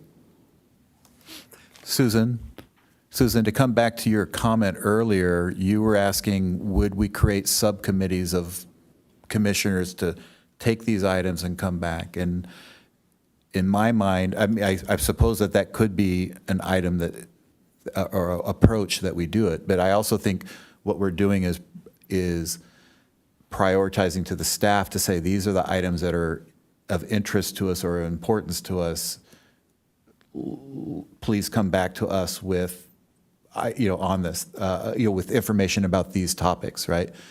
Recognizing at the very top of this, it says staff has a limited resource of time and money to do these things, right? So I would suppose, I would default to the staff as the professionals to do this. On a case by case, we could then consider whether there were subcommittee or subgroup of our own that want to go and research and come back with a report to the group. So maybe I'm suggesting that both are part of this work plan.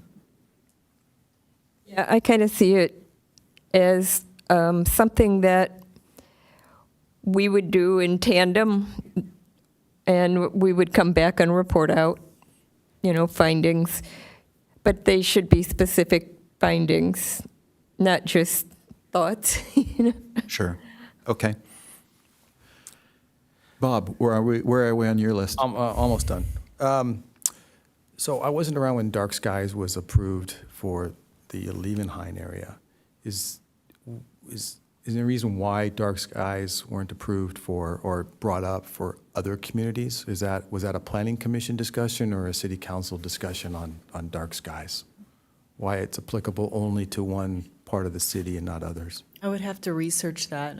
I wasn't involved in that process, but. Okay. It's just, I don't know if it navigates to the work plan, but when a few of the projects like Pareas, are we allowed to mention like specific projects here? Like, I don't know if there were a couple of projects that have come to the city planning commission, which included things like rooftop areas on top of a 3-story. There was one in the Leucadia market, and then I believe the one in the Liebenhain that's being constructed now. Are there any codes that limit party lights on top and light pollution so that the neighbors, for instance, on one of the Quail Garden projects, nothing was restricting them from putting party lights up top? And that's all great for the person who lives there, but what about the person who lives up the hill? So I didn't know if that was personal property issues, if the Dark Skies applied to rooftop party, 3rd floor balconies. And it's come up on 3 different applications. So I don't know if that's a code or if that's something that we want to consider. We have noise laws, decibels that the applicant just came before us. Do we have? The city does have some lighting standards in the code, and it does have some dark sky areas. So I know that there is some existing code, but we could look at that code Yes, and see if we can improve or have findings on it. It's chapter 30.40 called Performance Standards. And it's everywhere from residential lighting standards to odor to toxic materials, noise. Specific to lighting, there's residential lighting standards and then a list of them.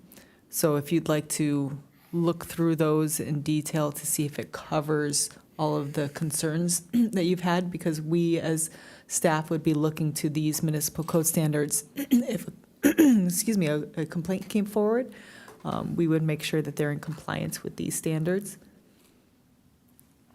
Bob, when those issues came up, were they issues that you felt hindered your like would you have turned down that project, the lighting, except that you didn't have a code to do it, or was it just that it was a topic of conversation, and that the code kind of worked? I mean, I would.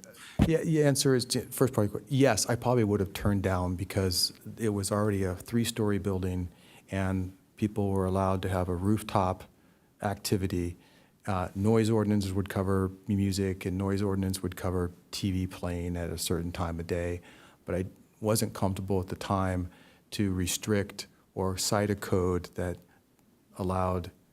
disallowed, or put a timeline on when someone could sit on top of their 3-story condo and disregard the impact on the neighbors in terms of light pollution. So I look at light pollution as just like sound pollution. I want to be able to sleep without lights on.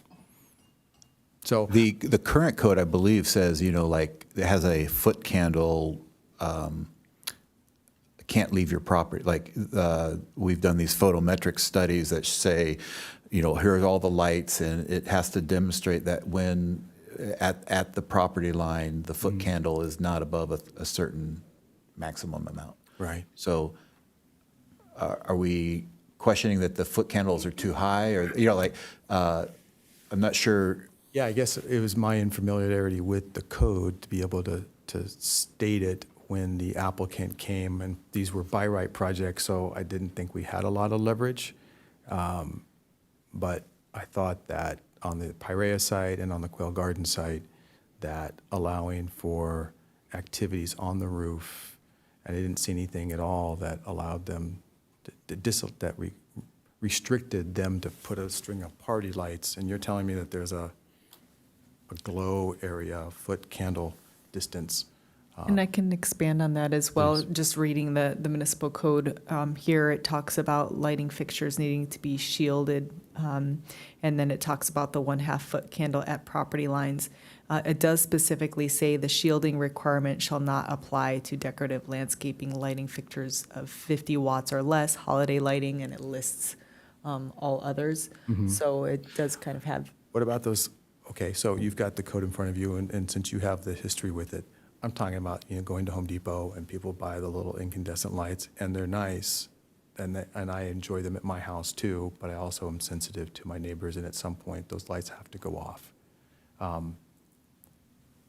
That is my concern. When I asked the applicant on Piraeus if they were going to do that, they said, yes, there's nothing to restrict them in the HOA to allow them to do that. So my concern was our code wasn't strong enough to limit those types of lights at 2 o'clock in the morning.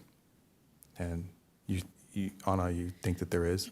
So I believe that there is, but I think that to the commission, if all agree to put it on one of the zoning code updates to look at the light performance lighting section to see if there's anything else that. That's where I'd rather go, is just add it to our list. That We're sounds not great. going to hash it out tonight. but No, we're not going to. That was a concern, and if there was a code that I missed, fine. I think it sounds like it's perfectly within our purview as a commission to think Okay. about the lighting. Thank you. And then the last one I had was EVs. I brought up concern on Sage Canyon about electric bikes being stored, and I referenced a fire that's still going in Otay Mesa. And I don't know if we need to, well, my suggestion is, do our codes for EV match do our application codes match our climate action plan for making sure we have enough chargers, whether it's an e-bike charger or a car charger in our codes for the applicants who are coming in to do high-density developments, match our climate action plan requirements. So really that's more of a synthesis rather than but if we're updating the sign ordinance, I guess I'd be asking to update or confirm that the EV requirements currently match our climate action plan. If I could just clarify, because you and I have had a conversation about the battery fire. Yeah, it's and two different that- things. Okay, that want to be clear. I'm sorry, two different things. I'm not sure I'm Sorry, with you on the tangent. battery fire as it Yes, relates to. understood. Fire Wrong. resistant construction. I'm with you as it relates to, does our code, the requirement that we ask for and the number of bicycles or EVs match our climate action plan? That's all. I think that's an important synchronicity that. Just want to should happen. synchronize, that's it. And I will say that we are undergoing the update to the climate action plan, and there will be a public workshop in July. At the next June hearing, I can give you an exact date. If it's not already on the website, I can look. But that could be part of that process as well. It's great. Is there a consensus with our group that we would add that? Okay. I'm sorry, what am I adding to the? I wrote something like, confirm that EV charging and bike requirements are in sync with our climate action plan. Thank you. And then for the lighting one, so I'm assuming that these are in the zoning code update bullets. And then the lighting, do you want to say something specific, Commissioner Prendergast? I'm trying to be as vague as possible. Not really good at this. Review lighting performance Review standards? residential exterior lighting requirements. It seems like, since you already have the review of the noise ordinance and light and noise are both kind of similar possible nuisance items, that maybe those could be combined on the list? Review I would. noise and light? Yeah, I would agree. Thank you. Good suggestion. Item 2, I guess, citywide noise ordinance update. Is the noise ordinance a specific ordinance, or is it part of that whole performative chapter? The performance standards.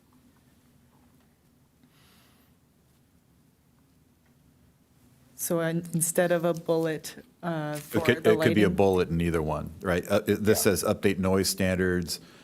I heard it as changing the title to say citywide noise and lighting ordinance update. And then Well, adding. to the chair's question, is that how it reads in the city code? Is that the right place for it to go? That's all. I mean, I appreciate that it's going in. I just want to make sure it's in the right spot based on, is noise a whole separate world and lighting is its own separate thing? It can go in either. Okay, I think for convenience, I would add it as a bullet point to where we had said 1A. You've already written it as a bullet, or about to write it as a bullet point. We don't have to do any titles, and it will, Okay. might go back to the same chapter, but so what? Okay. Okay. Thank you, Bob, for those comments. Susan, do you have any other additional items that you'd like to add? Chris? Okay. With that, I think, are we looking for a vote on something? I would have, or a motion? Yes, we are for this resolution. And then I can coordinate directly with you on the date of bringing it forward to city council and present to it. Okay. I took some notes, so maybe I'll take a pass at a motion to approve the work plan with the 3 additions discussed tonight. And those 3 additions were relating to construction delays, the dark skies or residential lighting standards, and the EV and bike charging syncing with our climate action plan, as noted by Anna. And it's okay for me to finalize these details and get it signed and not bring it forward again to Planning Commission. I just want to confirm that. Thank you. I would be okay with that. Is there a second? I'll second. Okay, I'll call the vote.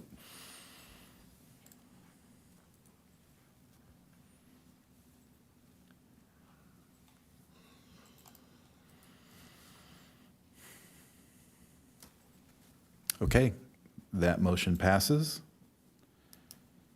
We've completed item 8B. Agenda item 9, future agenda items added by the planning commissioners. Would any of the planning commissioners like to add a future agenda item?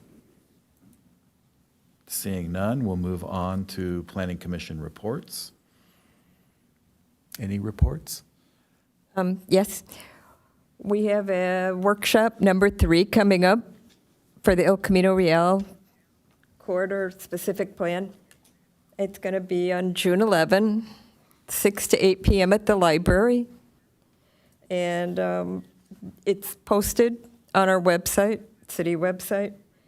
They want us to look at the design and streetscape elements, the mitigated negative declaration, and basically they will have displays and information. So this kind of is a combined presentation of the draft specific plan as well as workshop 3, looking at the elements within it. Thank you, Susan. I'd just like to add, I appreciate that you continue to participate in the El Camino Real specific plan and updating us on that. If I could ask, just for clarification, if there is a meeting or this workshop, I believe, Susan, you're attending as a representative of the commission? Is that true? Okay. Are the rest of the commission permitted to go as citizens, or do we need to be careful of a quorum occurring at the workshop? It would be best not to create a quorum occurring at the workshop. Okay. Are you going to go, I don't think I will at this point. Commissioner Ryan? I think it's open to the public, however, Is it a Wednesday? Tuesday. Tuesday? and public comment is open even now already as of June 3rd, I believe. Bob, if you'd like to go, that's fine. Were you Yeah. planning on attending? I think I will. That's fine. Okay, I just would, to the quorum comment. Right. Yeah. Yeah, thank you. Okay, moving, no other reports? I'll move on to secretary reports. Thank you. Just continuing the conversation about the El Camino Real specific plan. We are anticipating that coming forward August 15th, and that would be the only item on that agenda to ensure that we can get through that. And then we had sent out an email to all with the links so that the specific plan and the MND can be reviewed ahead of time. So all that, of course, there may be some changes as the process goes along, but we wanted to make sure that it came before you ahead of time so that you have some time to look at all of the details. And then, as I mentioned, I'll bring forward the exact date of the Climate Action Plan workshop that is going to be occurring in July. And then that is all I have. Anna, just to clarify, before the August 15th hearing, will a staff report be sent again, or there'll be some other notification of? There will be a This- final staff report, this that's thing? correct. Okay, thank you. I have a quick question. Was there anything new, any updates on like beacons? That's open now, some of the past things that we dealt with. So beacons is done. The outdoor dining, is that city Still in council? process. That comes Still in back to us, or does it go to city council first? Does it go directly to them? I believe it may come to planning commission, but I can confirm that for the Okay. next meeting.